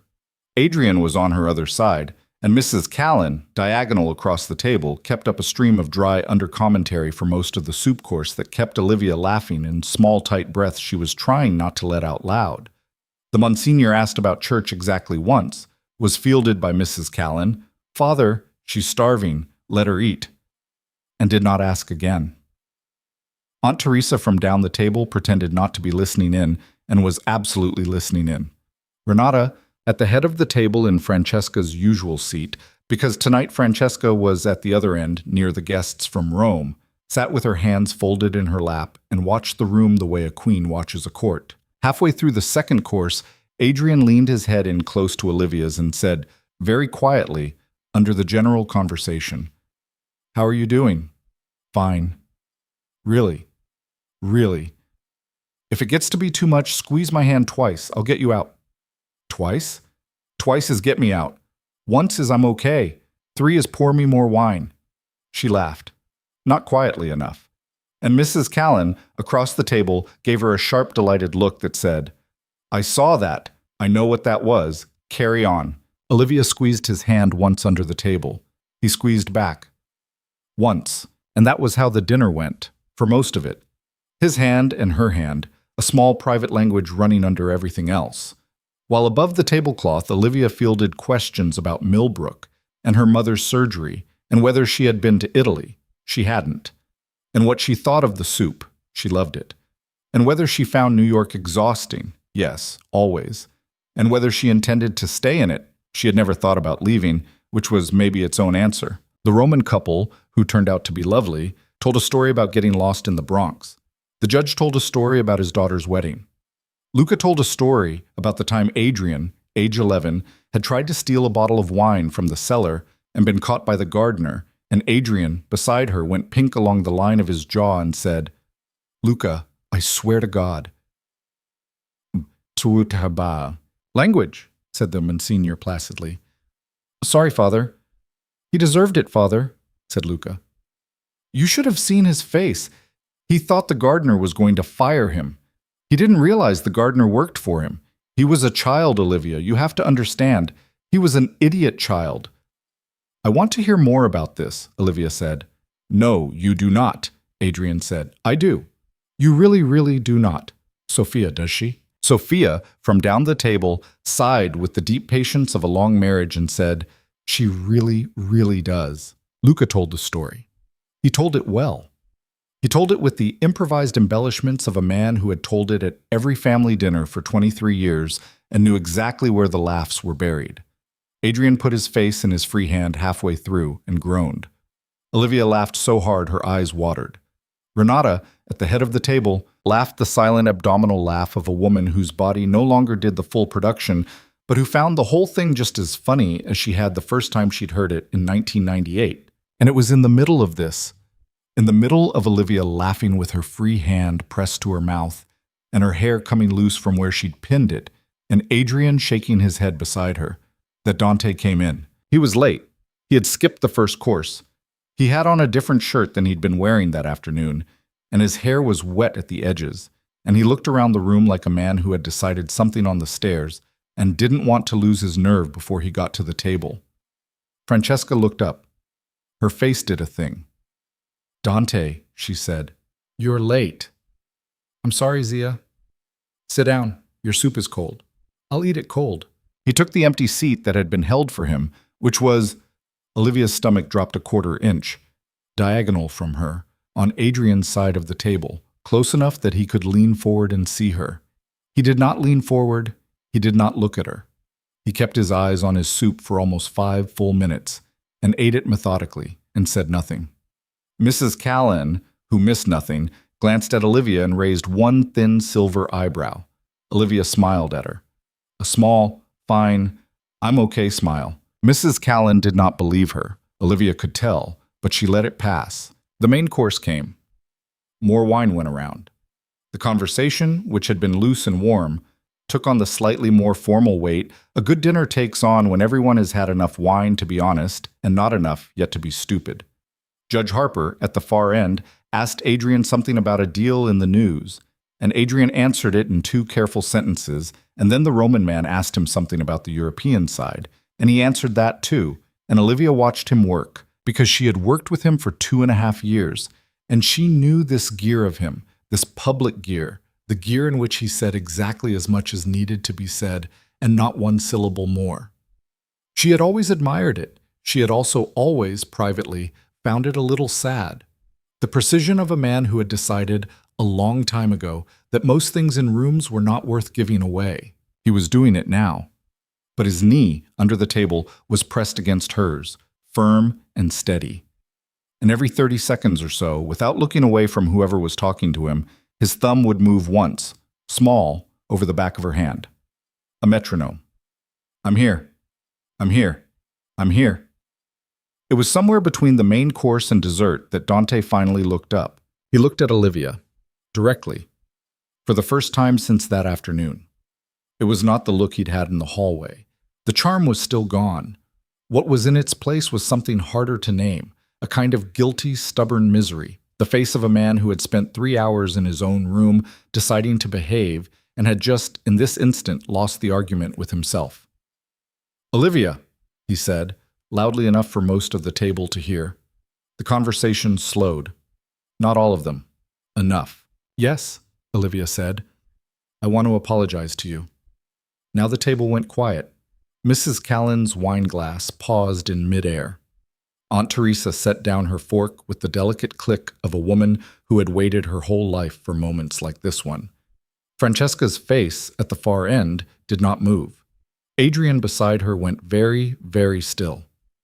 "Dante," Olivia said carefully, "you don't have to—" "I do.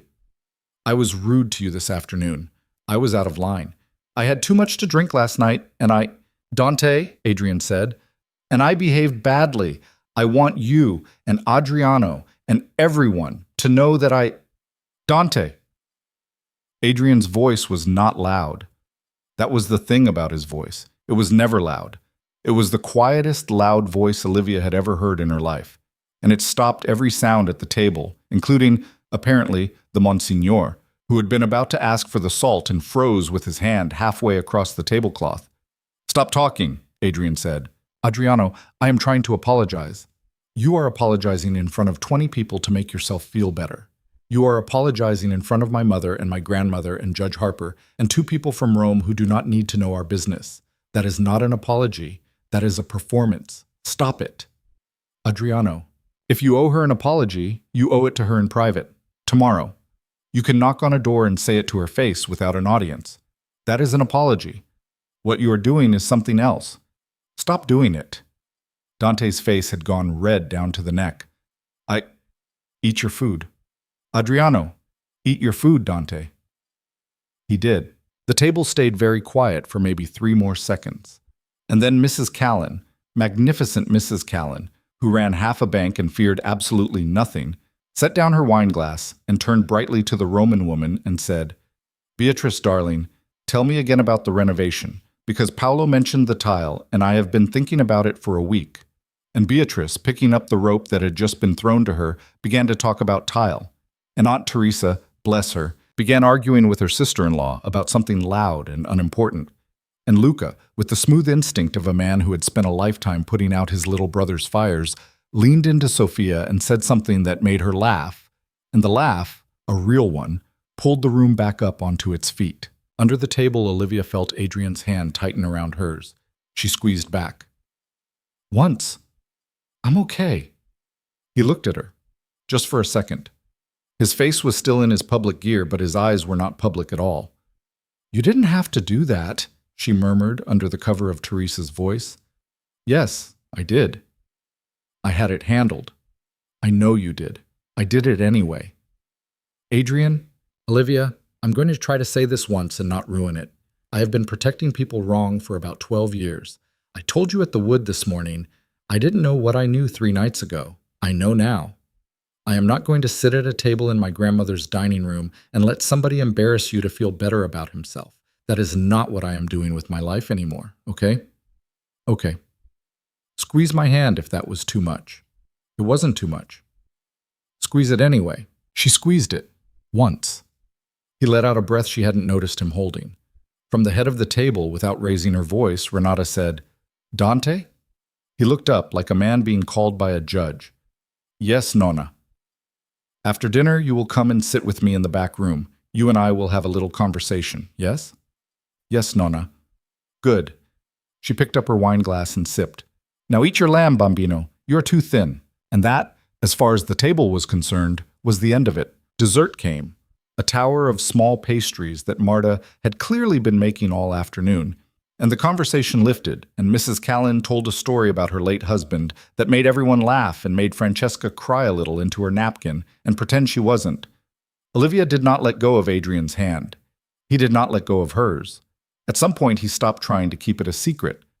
His hand simply rested on top of hers on the tablecloth, in full view, while he ate one-handed and answered Mrs. Callan's questions about a charity he was on the board of, and nobody commented on it, and nobody had to. It was nearly 11 when people started standing up. The Roman couple had an early flight. The judge had a grandchild's recital in the morning. Mrs. Callan, who, as far as Olivia could tell, had no place she had to be, stood up anyway and said she wanted to beat the fog on the way home. And she came around the table on her way to the door and took Olivia's face briefly in both hands and kissed her on the forehead, which startled Olivia badly. "Darling," she said, close to her ear, "you did very well tonight. Better than very well. If he doesn't marry you, come find me. I have 3 nephews. "Mrs. Callan, I'm only half joking. Get some sleep. You look like a woman who has been awake for about 40 years. She swept out. Francesca walked her to the door. Aunt Teresa, having extracted the promise of a detailed phone call tomorrow, herded Pietro into his coat. The Monsignor kissed Renata's hand and went. Within 20 minutes, the big dining room had emptied out, leaving only the family, plus Olivia, plus the smell of wine and sugar and candles that had burned down to stubs. Dante went to sit with Renata. Olivia did not know what they said. Nobody did. They were in the back room for almost an hour, and Dante came out of it pale and quiet, and he found Olivia in the hallway coming down from the bathroom, and he stopped her. "Olivia." "Dante." "I'm sorry." "I know. Your cousin said," he said in private. "He was right. I'm saying it in private. I'm sorry. For this afternoon, for tonight, for all of it, really. I was out of line, and I knew I was out of line, and I did it anyway. That's on me. I'm not going to bother you again. I mean it this time." "Okay. Okay? Good night, Dante." "Good night, Olivia." He went up the stairs. She watched him go. He did not look back, and she believed him in a way she had not quite believed him at dinner, and somewhere upstairs a door closed. And that was, as far as she could tell, the last she was going to see of cousin Dante for the rest of her life. She went looking for Adrian. He wasn't in the dining room.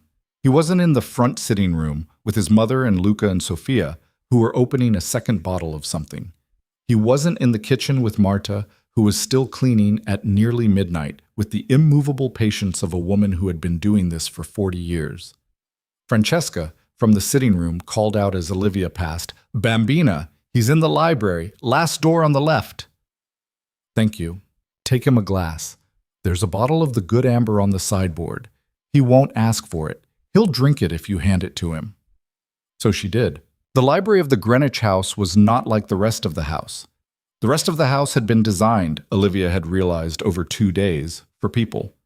The library had been designed for one person, and then, when that person had died, had been left more or less exactly the way he had left it. Dark green walls, books from floor to ceiling on 3 sides, a long worn leather couch that did not match anything else in the room, a desk by the window with nothing on it except a lamp, and a small silver frame turned face down. Adrian was on the couch, one leg stretched along it, his jacket off, his tie pulled loose. He looked up when she came in, and he did not say anything, and she did not say anything either. She crossed the room. She handed him the glass. He took it. She sat down at the other end of the couch, and after a moment, because it was a long couch, and this was absurd, he held out his arm. She moved. She tucked herself against his side. His arm came down around her shoulders. She could smell the wine on his shirt, and the soap under the wine, and the smoke from the fire in the sitting room, and she closed her eyes, just for a second, against the side of his chest. "Hi," she said. "Hi. Your mother sent the amber. I know, she's been trying to get me to drink more at dinners for 6 years. She thinks I'm too controlled." "You are too controlled." He took a sip of it. He tilted his head back against the couch. The lamp on the desk was the only light in the room, and it made his face look tired in a way he did not usually let his face look tired. "I was a little afraid of you at dinner," Olivia said. "I know. Not in a bad way. I know, Olivia." "Okay." They sat there. His hand moved very slowly, up and down her arm. Outside the window, somewhere, one of the dogs barked once at something imaginary and went quiet again. "My grandmother wants to see you tomorrow morning," he said. "Alone. I'm warning you." "Okay." "I don't know what she's going to say." "I think I do." "Oh?" "I think she already said some of it. This afternoon." "When?" "When Dante. Earlier. After. She sat me down by the fire. She told me about—" Olivia paused. "She told me about someone. A woman. She said you made a choice 6 years ago, that you protected the family and not the woman, that the woman left." Adrian was very still. "She told you that?" "Yes." "Did she say her name?" "No, she said you told her not to ask." "I did." He exhaled. His hand kept moving on her arm, but slower. "Her name was Isabel. My grandmother is right about what happened. My grandmother is also— she is simplifying. It was more complicated than that. It was also exactly that. I don't know. I haven't thought about her on purpose in a long time. Adrian, if you don't want to talk about—" "No. No, I want to. That's the thing. I want to." He took another sip of the amber. He set it down on the small table beside the couch. She was beautiful, Olivia. The kind of beautiful that stops a room. And she was funny, and she was smart, and she was the kind of woman my father would have loved, would have adored, and I knew it, and I brought her here, and Dante did something stupid at a wedding, and she came to me crying, and you protected the family. I told her it wasn't a big deal. I told her he hadn't meant it. I told her Dante was a child, which he was. He was 22. But I told her not to make it a problem. I asked her not to make it a problem. I think I used the word embarrass. I think I said, please don't embarrass him. I don't remember the exact words, but I remember her face. Adrian, I remember her face, Olivia. She looked at me like she had just figured out what I was, that I would always put this house first, always. The family, the name, my mother, my grandmother, my brother. And she was right. She was right. She walked away 4 months later, and she was right too. Olivia did not say anything for a long moment. 6 years ago, she said finally. Yes. I'm sorry she was hurt. I am too. But I am... She stopped. She swallowed. I'm glad she left. He turned his head to look at her. Why? He said quietly. Because she was right. And if she had stayed, you would still be the man who asked her not to embarrass the family. And... She took a breath. and I would still be downstairs in an office on the second floor, ordering your lunch, and I wouldn't know any of this. And I think I would regret that. His face did not move for a second, and then his mouth did. The small thing it had been doing for 2 days, the thing at the corner, the almost smile of a man who had forgotten his face, could do it. "Miss Carter," he said. "Mr. Moretti." That was a very... Adrian. Adrian, I know. I'm being an idiot. You're allowed to be an idiot sometimes. Am I? Once a night. You used up tonight's at the dinner table. Fair. He kissed her. It was not the kiss Olivia had been trying not to imagine for 3 days. It was smaller than that, softer. He leaned his head down, not far. She was already against his chest. She was already there. And he pressed his mouth to her hairline, and then to the side of her forehead, and then, when she turned her face up toward him, to the corner of her mouth. He did not kiss her on the mouth. He stopped there, half an inch short of it, and he did not move. "Adrian," she whispered. "Yes. What are we doing?" "I don't know." "You don't know." "I don't. I'm sorry. I told you this morning I didn't know what I knew. I still don't know what I know. I want to be sure before we... I want to be sure it's not just what? Not just this," he said. "Not just the house, not just the lights and the snow, and my grandmother pretending to be asleep in chairs. If we do this, I want to do it because of us. Not because you were wearing an emerald dress and my mother liked you and my nephew let you hold his sister. I want it to still be true in February, Olivia. When we're back in the city and you're sitting in a fluorescent cubicle and I'm in a bad mood about a contract, if it's still true then it's true. That's the only thing I know." Olivia did not speak for a long second. She laid her head back down against his chest. She listened to his heart, which was very loud, much louder than it had been that afternoon in the hallway, and she could feel the way it was working to stay calm. "Okay," she said. "Okay? Okay, that's fair. That's very fair. I'm not trying to... I know what you're trying to do. You're trying not to be a man who did the wrong thing 6 years ago. I understand. That's okay. I am not going anywhere." "Olivia, I am not going anywhere, Adrian. Do you hear me? I am here, right now, and I will be here in February, and I will be here in March, and if in February you sit in my cubicle and tell me you're in a bad mood about a contract, I will tell you to get out of my cubicle, because some of us are working. But I'm not going anywhere." She felt him laugh against her. A real one. The full one, the audible one, the one she had heard for the first time at dinner the night before. "God," he said into her hair. "God, Olivia." "Yeah. Okay. Okay." They sat there a long time after that. He did not kiss her on the mouth. He did kiss the top of her head 3 separate times in 3 separate minutes, each one a small, deliberate decision. He finished the amber. She did not drink any of it. Outside the library door, somewhere around 1 in the morning, Francesca walked by on her way to bed and paused in the hallway. Olivia heard the pause and then kept walking because Francesca was a woman who knew when to pause and when to walk, and that was why her house had been generating weather for 3 days without anyone getting hurt. Christmas Eve morning, Olivia came down to find Renata waiting for her in the back sitting room. The old woman had a pot of tea and 2 cups on a small table, and she had, without any ceremony, poured a cup for Olivia before Olivia was in the room. "Sit, Bambina." Olivia sat. "Drink." Olivia drank. "My grandson told me," Renata said, "that you two had a conversation last night." Olivia nearly choked on the tea. "He told you what?" "He did not tell me what. He is not stupid. He told me only that there was a conversation and that he had said some things, and that you had said some things. And he asked me to be kind to you this morning, which is perhaps the first thing in his life he has ever asked me to do that I do not know how to do. I am not a kind woman, Olivia. I am a fair woman. Those are different." "Okay. Do you understand what I'm going to say to you?" "I think so." "Say it then, so I do not have to."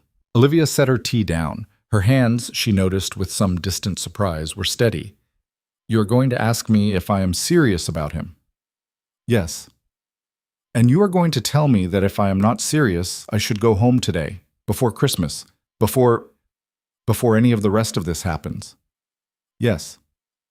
And if I am serious, you are I'm going to welcome you into this house for as long as you wish to be in it, Bambina. I'm going to tell my daughter-in-law to make the blue room permanently yours. I'm going to put you in my will in a small, annoying way that will make everyone else complain.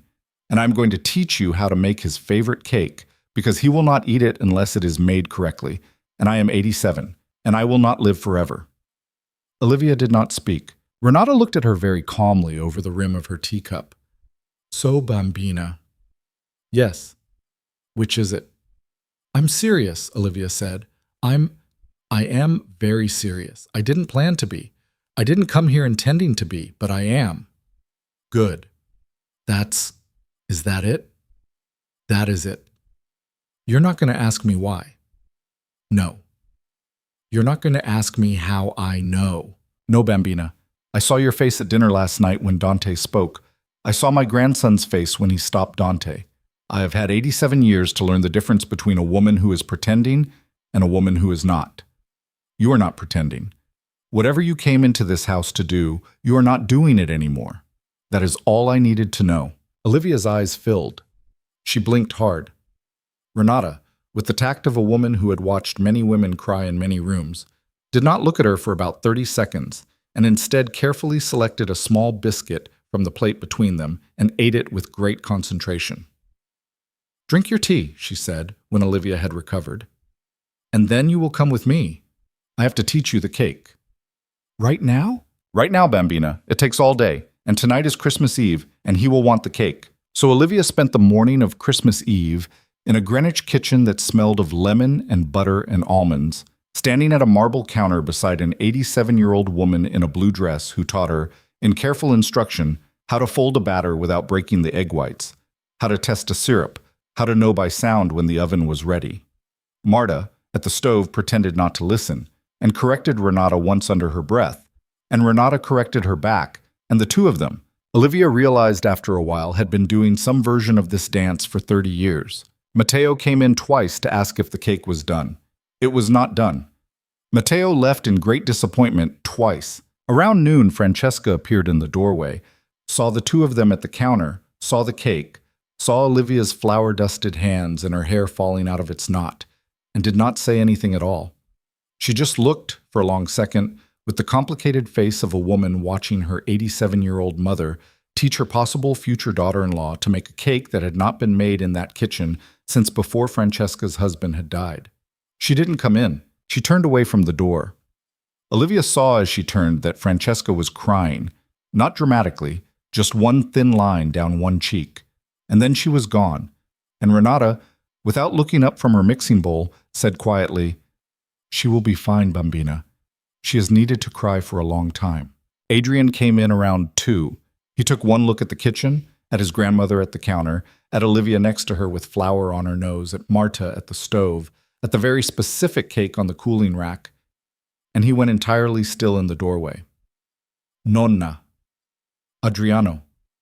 You're making I am teaching your Olivia to make it. Nonna, you haven't made that since. I know when I have not made it. Thank you. Come here." He came.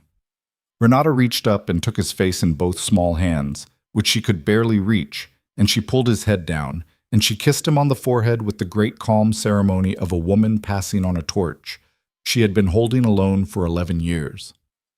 "Your father would have liked her," she said. "Very much." Adrian did not answer. He did not have a sentence for that one. He just closed his eyes for a second and let his grandmother hold his face, and when she let him go, he turned to Olivia without a word and wrapped both arms around her from behind where she stood at the counter, and pressed his face into her hair and did not let go for a long time. Marta, at the stove, wiped her eyes on her apron and pretended she was wiping sweat. "The cake needs another 20 minutes, she said gruffly, to no one. "Get out of my kitchen, all of you, now." They got out. That afternoon it began to snow again, heavy this time, the kind of snow that muffles a whole house. And by 5 o'clock the world outside the Greenwich windows was pure white, and the sky was fading to blue, and the tree in the big sitting room had been lit. Matteo and Bianca were in matching red pajamas. Francesca was in the kitchen pretending to supervise Marta. Luca was on a ladder adjusting a string of lights that did not need adjusting. Sophia was in the hallway on the phone to her own mother in Argentina, speaking fast, warm Spanish. Renata was in her chair. Adrian found Olivia in the front hall, putting her hair back up in front of the small mirror by the door. He stopped behind her. He watched her in the mirror. She watched him back. Olivia? Yes. I know I said last night that I wanted to wait until February, until the cubicle. I remember. I don't think I can. She lowered her hands very slowly. A pin she had been holding dropped onto the floor. Neither of them bent to pick it up. Adrian, I'm sorry. I know I said it. I meant it when I said it. I still mean it, technically. I walked into the kitchen this afternoon, and my grandmother was teaching you the cake, and my mother was crying in the hallway, and you had flour on your nose, and I'm not going to wait until February. I'm not. I don't want to. I don't want to wait one more hour. Okay? Okay? Okay. He reached up, slowly. With the back of one finger, he brushed a strand of hair out of her face. His hand was not steady. And then, somewhere behind them, from the top of the stairs, Matteo yelled, Zio Adri! Olivia! Come see the tree! Nonna said we can open one present each tonight if you come right now. Adrian closed his eyes. He laughed. A small, broken, defeated laugh. Tonight, he said, low, to the mirror. After. Yes? Yes? Somewhere we won't be... Yeah. Yes. Okay. He stepped back. She turned. He offered her his hand. She took it. And they went in together to see the tree, to open one present each like children, to sit on the rug with Matteo and Bianca and eat a cake. An 87-year-old woman had taught a girl from Millbrook how to make in a kitchen that had been missing that cake for 11 years. And all through the evening, every time Olivia's eyes met Adrian's across the room, across the firelight, across his brother's head and his mother's shoulder and the top of a sleeping child's hair, something in her chest moved half an inch closer to cracking open.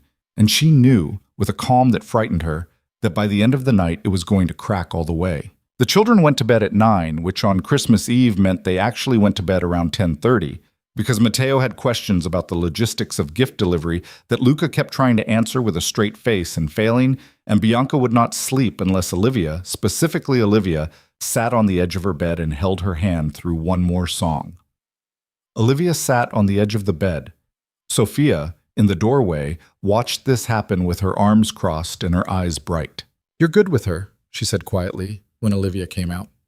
She's easy. She is not easy. She is famously not easy. My mother in Buenos Aires cried on the phone for 20 minutes last Christmas because Bianca wouldn't let her hold her. Sophia paused. I just wanted you to know. In case Adriano hadn't told you, that what you're doing is normal. It isn't. I'm just telling you. Sophia, I know. I'm not asking you for anything. I'm telling you. Good night, Olivia. Good night. Sophia went into the bedroom and closed the door softly behind her, and Olivia stood in the hallway for a second with her hand on the wall, because it turned out standing up after sitting on the edge of a child's bed was harder than it should have been, and not because of her legs. Downstairs, the grown-ups were in various stages of coming undone. Aunt Teresa and Pietro had already gone home. They lived 20 minutes away, with the promise of returning for lunch on Christmas Day. Dante had disappeared upstairs around 9 without fanfare, with a small nod at Olivia on his way past that was not an apology, not again, but an acknowledgement. The Monsignor was not there. It was just Francesca, Luca, Sophia, somewhere upstairs, Renata in her chair, and Adrian, who was standing by the window with a glass of water in his hand and snow piling against the glass behind him, and Marissa was calling. Olivia's phone buzzed in her pocket as she came down the stairs. She stepped into the little alcove off the front hall, the one with the grandfather clock in it, and answered it in a whisper. Marissa, hi. Oh, thank God. You sound alive. Are you drunk? A little. You're a little drunk on Christmas Eve at a billionaire's house in Greenwich. Olivia Carter, you've come a long way from ramen. I think I'm in love with him, Marissa. The silence on the other end of the line was so total, Olivia thought for a second the call had dropped. Olivia. Yeah. Olivia Carter. You texted me 3 nights ago that you were in trouble. I am in trouble. You said, you said ask me tomorrow. It's been 4 tomorrows. You told me ramen. You told me cold bed. You told me Marissa. Yes. I am really, really in love with him. Another silence, then, okay, Marissa said. Okay. Okay. Listen to me. Are you listening? Yes. Is he in love with you? Olivia. Yes. He told you. Not in those words. What did he tell you? Olivia leaned her forehead against the cool paneling of the alcove. Down the hall, she could hear Francesca's voice rising in cheerful argument about something. Adrian's voice, lower, responding. He told me he doesn't know how to be loved by anyone who doesn't already owe him something, she whispered. He told me he wasn't pretending anymore. He told me he wanted to wait until February to be sure, and then he told me 4 hours later that he couldn't wait until February. He told me, Marissa, his grandmother taught me to make a cake today. A cake. His father's favorite cake that his grandmother hasn't made in 11 years. She taught me. Today. She said she was going to put me in her will in a small, annoying way.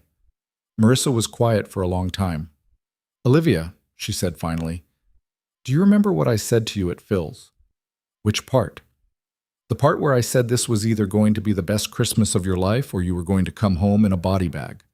Yes, it was the first one. It was the first one. Olivia, honey, are you crying? A little. Don't cry on Christmas Eve in a nice house. Go be happy. Text me tomorrow. Not at midnight this time. In the morning, like normal people. And Olivia? Yeah.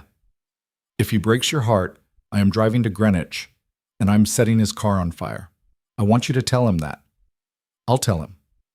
Actually, no. Don't. He sounds like he'll take it literally. Love you. Go. Olivia hung up. She pressed the phone to her sternum for a second. She breathed. When she walked back into the sitting room, Francesca looked up immediately in that sharp mother way and said, Bambina, you have been crying. Who? Tell me. It was my friend on the phone. It's okay. It's a good cry. A good cry. A friend who was worried about me. I told her not to be. Francesca studied her for a long second. And then, apparently satisfied, she simply nodded and went back to arguing with Luca about whether the stockings on the mantel were hung in the correct order.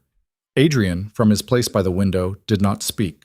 But his eyes, when Olivia glanced at him, were doing the thing they had done on the stairs the night before.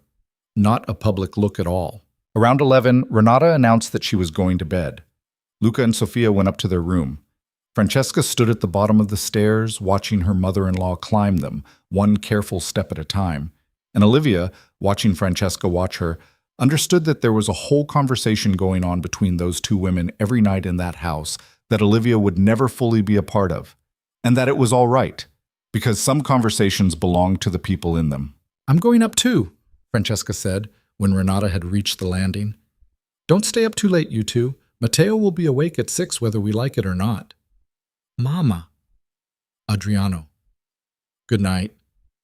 Good night, my son. Good night, Bambina. She kissed Olivia on the forehead as she passed.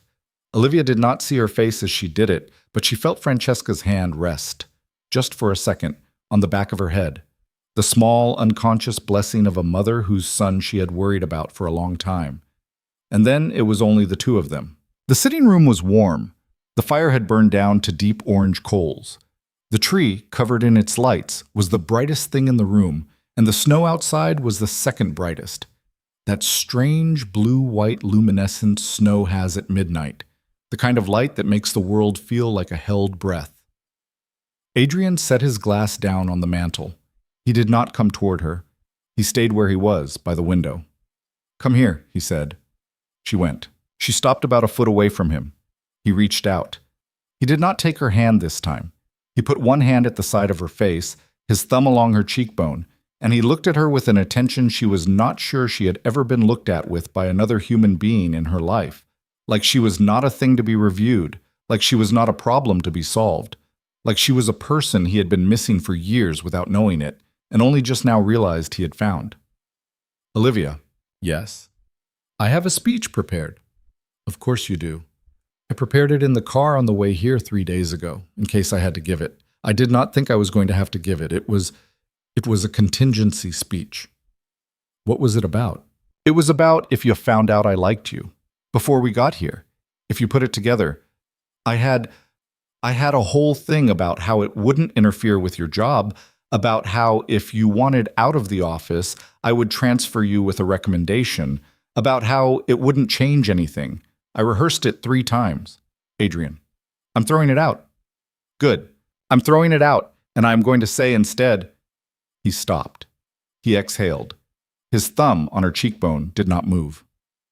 I'm going to say that when I came to your office on Monday night, I told myself I was choosing you because you could do the job. And I told you that in the car on Tuesday morning, too. And I believed it. And then I watched you in my kitchen on Tuesday afternoon talking to my mother about my father, and I realized I had not chosen you because you could do the job.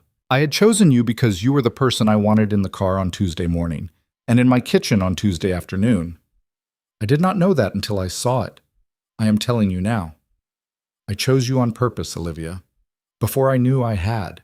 I want to keep choosing you on purpose. Every morning, not because of the house, or my mother, or my grandmother, because of you. Because of you specifically. Is any of this making sense? Yes. I am choosing you too, she said, if that's what you're asking. I am. I already did. When? I think on Tuesday in the car. Tuesday.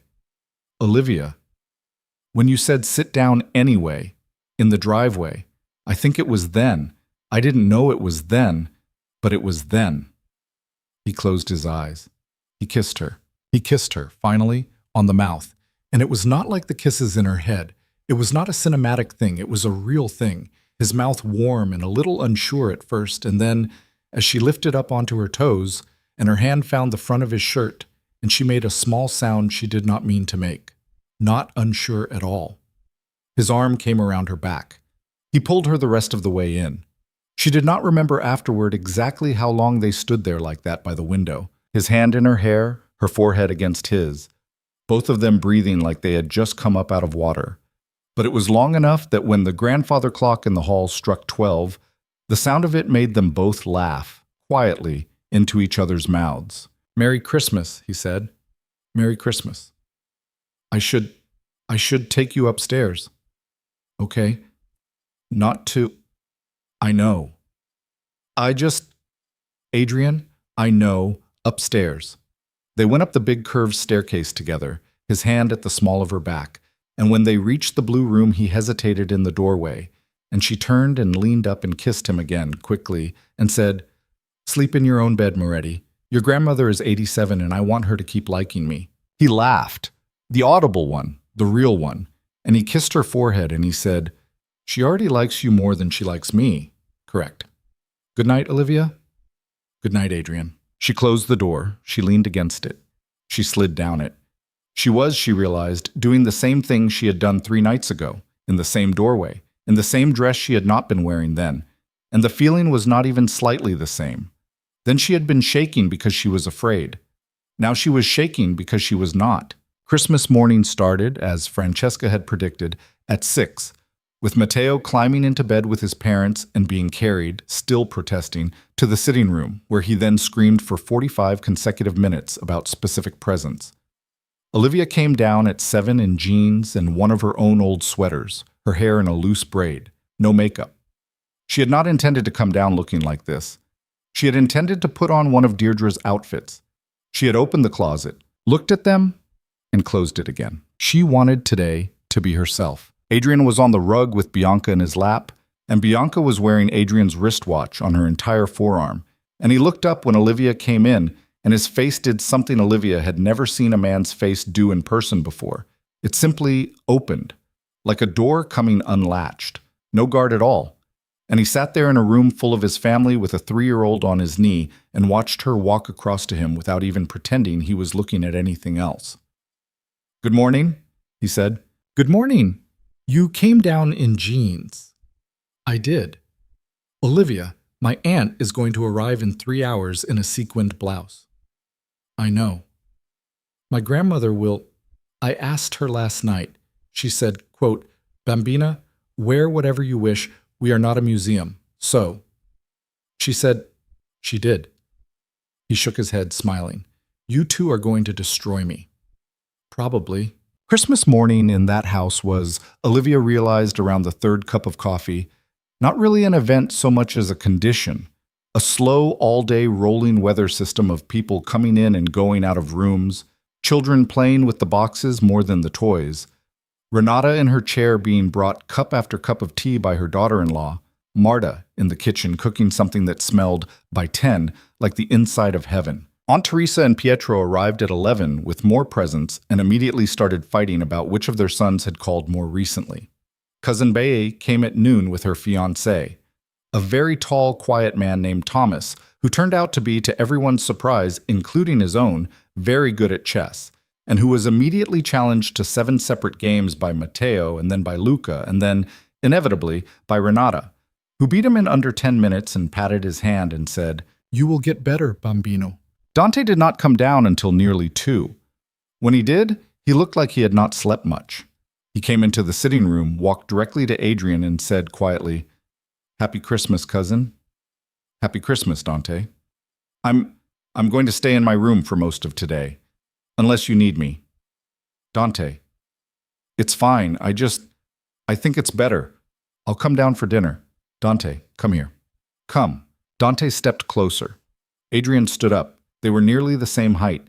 They looked at each other for a long beat, 2 cousins who had grown up together in this same house through a great many Christmases, and then Adrian, with the small, awkward gesture of a man who had not had much practice at it, pulled his cousin briefly into his shoulder. He said something to him, into his ear, that Olivia could not hear. Whatever it was, Dante nodded. He nodded again. He stepped back. His eyes were wet. He did not let anyone see. Okay, he said. Okay, thanks, Audrey. Come down for dinner, that's an order. Yes, sir. He went upstairs. He did, later, come down for dinner. Olivia watched all of this from the doorway with a mug of coffee in her hands, and she thought, not for the first time in those 4 days, that whatever she had thought she was walking into on Monday night, she had been wrong about nearly all of it. She had thought she was walking into a theater. She had thought she was going to perform a role. She had not understood that the other people in this house were not an audience, that they were a whole ecosystem of their own, a whole living thing with its own long memory and its own long griefs and its own long ways of taking care of each other, and that her walking into it, pretend or not, had changed the chemistry of the ecosystem. You cannot step into a room full of people who love each other and not come out changed. She had not known that. She knew it now. Christmas dinner was at 5, early, because of the children. 22 at the table, Olivia in her jeans and sweater, and nobody cared. Renata at the head in a black dress with a small gold brooch, Francesca on her right, Adrian on his grandmother's left, and Olivia beside him. Matteo at the children's table, supervising Bianca, with the absolute authority of an older brother. The cake, the one Renata had taught her to make, at the sideboard, waiting. Before they ate, Renata tapped her glass with a spoon.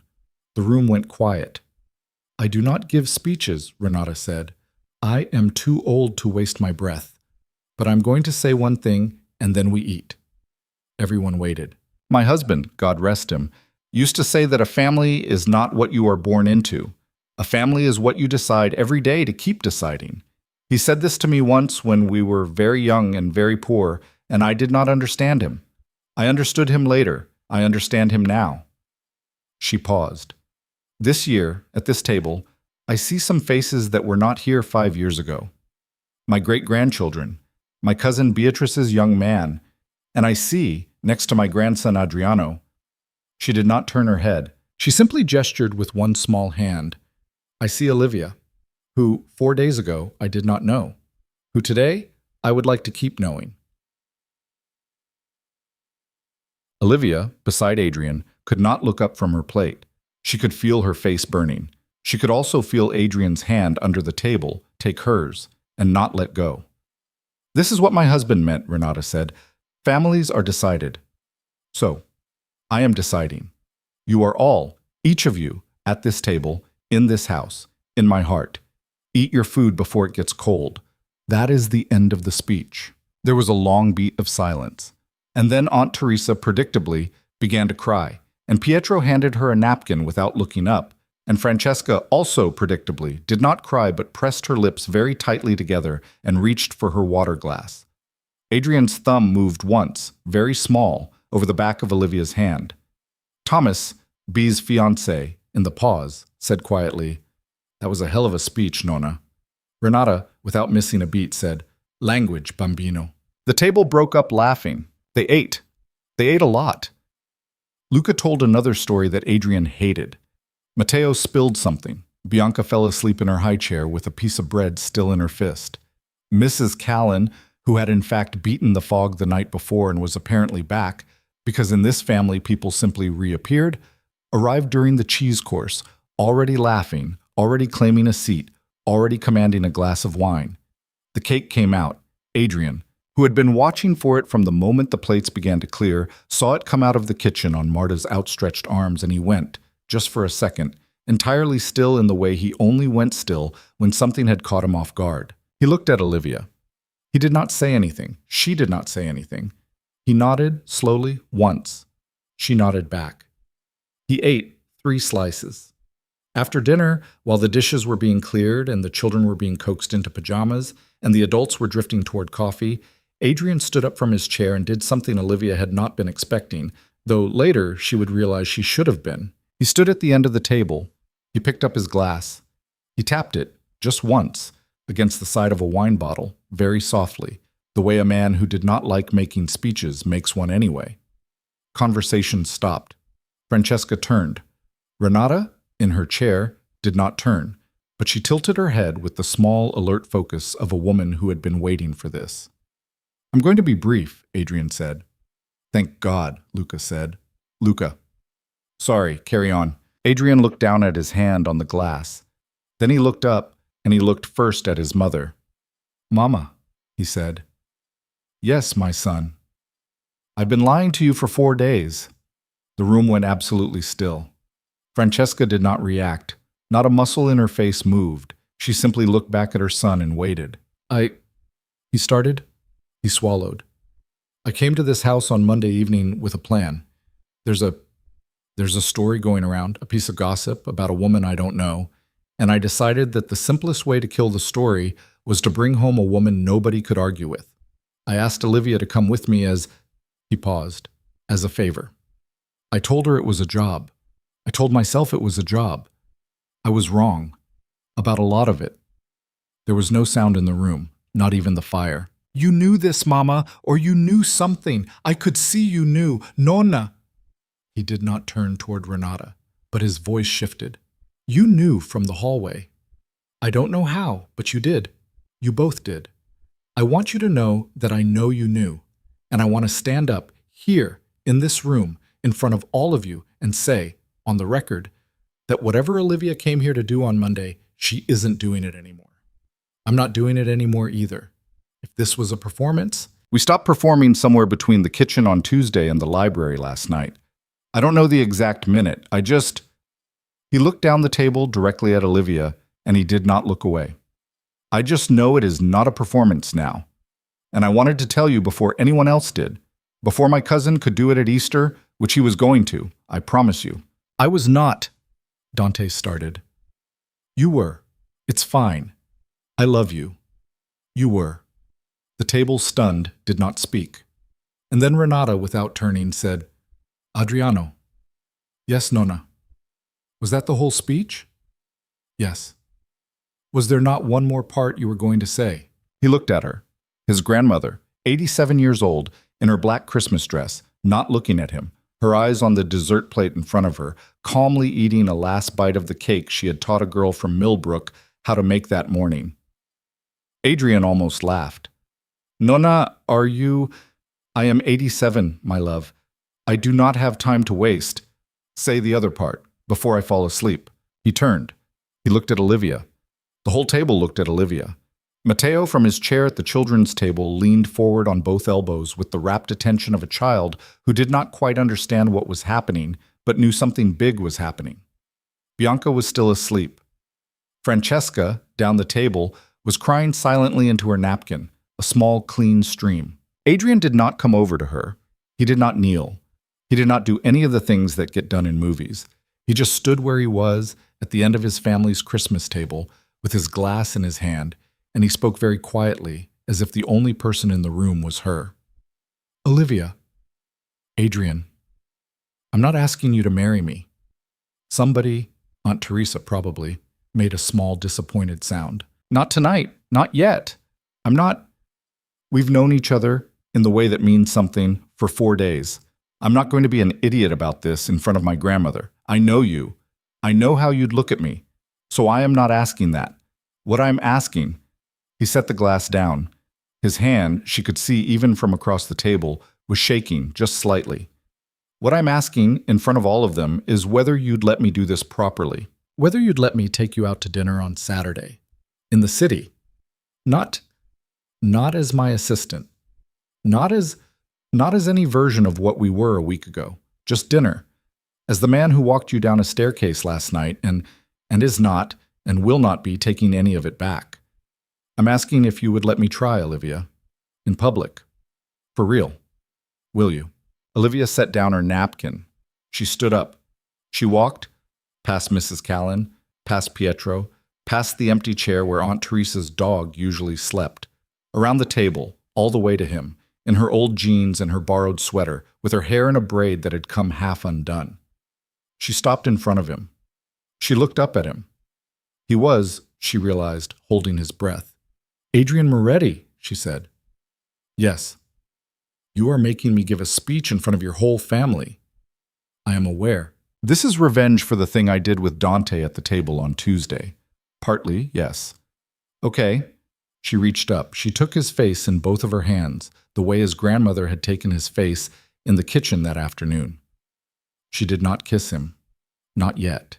Yes, she said, I will have dinner with you on Saturday, and the Saturday after that. And I will probably, Adrian, eventually, say yes to the other thing you are pretending you're not thinking about. But not tonight. Because your grandmother is right. You do not ask a woman that in front of 22 people. You ask her when you are alone, and when you have already said to her all of the ugly things about yourself that you haven't said yet, and when she has said hers back, and when neither of you has anywhere to be for the rest of the night. That is when you ask her. Olivia, is that okay? Olivia, Is that okay, Adrian? Yes. Good. She kissed him. And the whole long Christmas table, 22 people, a baby asleep in a high chair, a fire going down, Mrs. Callan with her wine, Matteo watching with his mouth open, Sophia with one hand on her husband's arm, Francesca with her napkin pressed to her mouth, Renata not even looking. The whole long table applauded. Aunt Teresa whistled. Luca shouted something approving in Italian. Pietro, gentle Pietro, thumped his fist on the table twice. Thomas, the quiet man who beat no one at chess, cheered. Dante, from his seat, looked at his cousin and his cousin's girl with the complicated face of a man who was glad and jealous and a little bit redeemed all at once. And Olivia Carter, who had walked into an office on a Monday night in a thin wool coat and the wrong shoes, kissed Adrian Moretti on Christmas night in a house in Greenwich, Connecticut, in front of his entire family, in a pair of old jeans with flowers still under one of her fingernails from that morning's cake. She did not, as they broke apart, look at her phone. She would check it later when she went upstairs. There would be 11 texts from Marissa in escalating punctuation, and one voicemail in which Marissa simply breathed dramatically into the phone and hung up. She would also, eventually, come back down to the dining room, long after everyone else had gone to bed, and she would find Adrian there alone, clearing plates he did not need to clear, because Marta had said firmly at 10 o'clock that the dishes were her problem and to leave them. He would be doing them anyway. She would stand in the doorway and watch him for a minute before he noticed her. He would be holding a plate in one hand and a dish towel in the other, and he would be humming, very softly, something she could not quite place. He would turn. He would see her. He would smile, the open smile, the new one, the one he had not had 6 days ago. And he would say, I couldn't sleep. Neither could I. Come here. She would come. They would stand in his grandmother's dining room at midnight, with the tree lit in the next room and the snow coming down for its 4th straight day outside. and he would wrap his arms around her from behind, and she would let her head rest back against his shoulder, and neither of them would speak for a long time. Olivia. Yes. I don't know what I'm doing. I know. I've been running things since I was 23. I don't know how to do the part where somebody takes care of me back. I'm going to be bad at it. I'm going to get it wrong. I know. I might get it very wrong. Adrian. Yes. I grew up in a small town with 2 traffic lights and a stepfather who tries very hard and usually fails. I have a studio apartment I can barely afford, and a mother I don't call enough, and a best friend who thinks the answer to most problems is arson. I have never, in my entire life, been out of the country. I don't know what half the things in your refrigerator are. And I am going to get it wrong too. A lot. Probably every week. Okay? So we can both be bad at it. That's the deal. That's the deal. Say it. That's the deal, Olivia. Good. They drove back to the city on the 27th, late, because Francesca would not let them leave any earlier, and because Renata had one more thing she wanted to tell Olivia in private, and that conversation, which they had in the sitting room over one last cup of tea, was not going to be shared with anyone, not even Adrian, because Renata had asked her not to, and Olivia had agreed.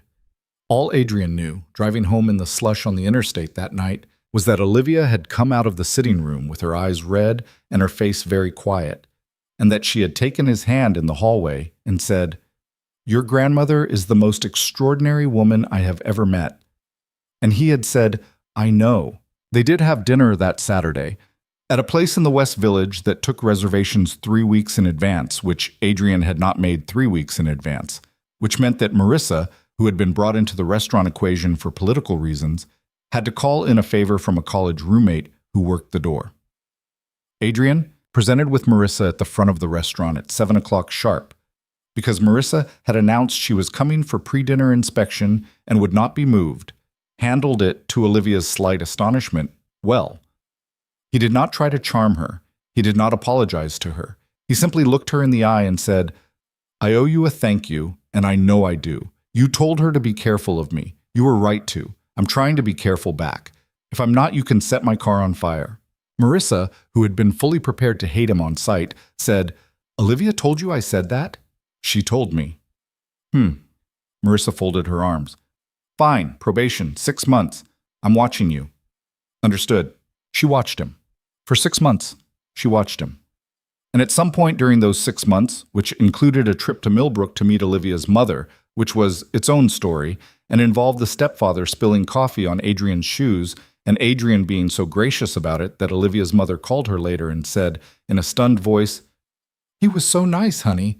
Is he always that nice?" And a weekend in Boston for a wedding of a college friend of Olivia's, and a very difficult 10 days in March, during which a deal of Adrian's went sideways, and he came home each night with a face Olivia had seen before in conference rooms and had to, for the first time, see on her own couch. During those 6 months, Marissa quietly, without announcing it, converted. "Fine," she said to Olivia in June, over iced coffee at Phil's, where Olivia had eaten the bad pie. "Fine, he's good. He's good for you. I like him. Don't tell him I said that. I have a reputation." "He knows. He knows. He said you'd come around by summer." "That arrogant. He also said he was rooting for it, because you matter to me." Marissa was quiet for a second.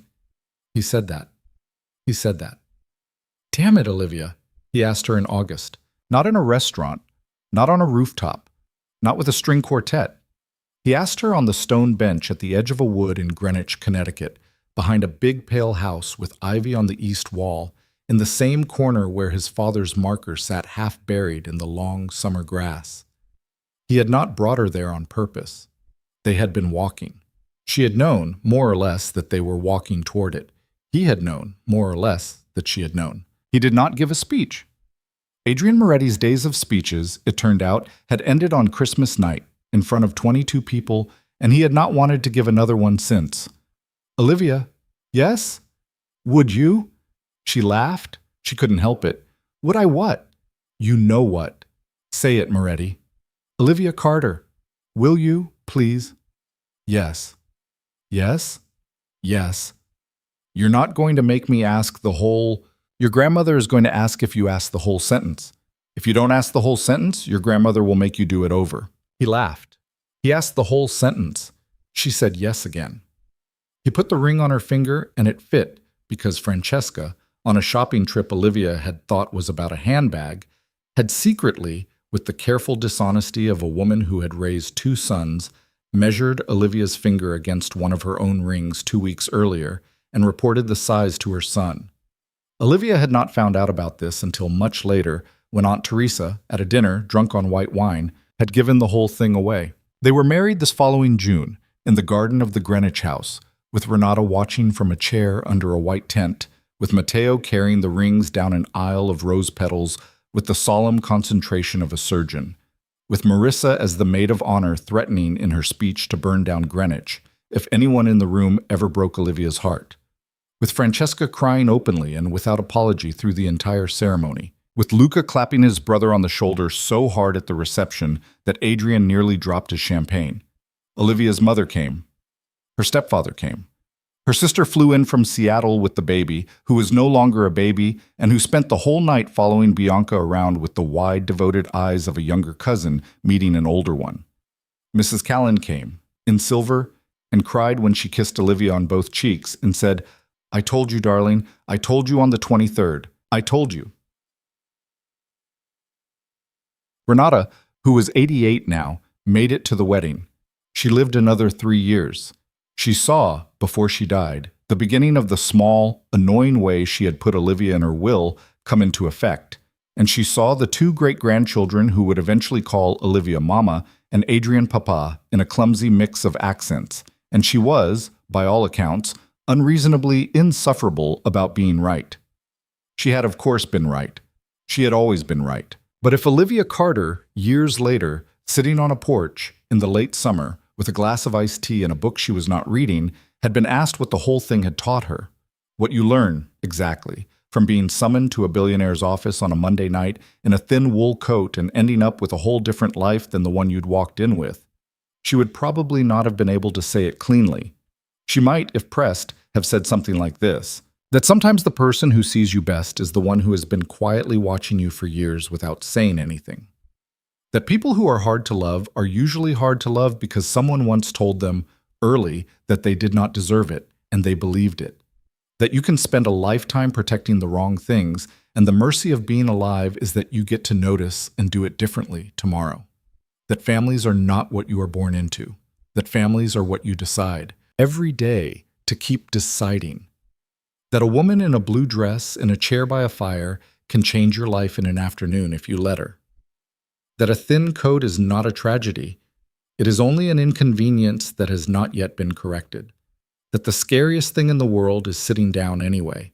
And that sometimes, very rarely, if you are very lucky, the lie you agree to on a Monday night turns out to be the truest thing anyone has ever asked you for in your whole life. She would probably not have said any of that out loud. She would probably have just looked at the man coming up the porch steps toward her, the one with the slightly graying hair now, the one who was tired from a meeting and carrying 2 bags of groceries and complaining softly about the traffic, the one who would set the bags down and kiss the top of her head before he said hello, and she would probably have just smiled, very small, very private, the way Francesca had smiled into her coffee cup in a Greenwich kitchen on a snowy morning years ago, and gone back to her book. Some true things do not need to be spoken. Some true things are just the shape of a life.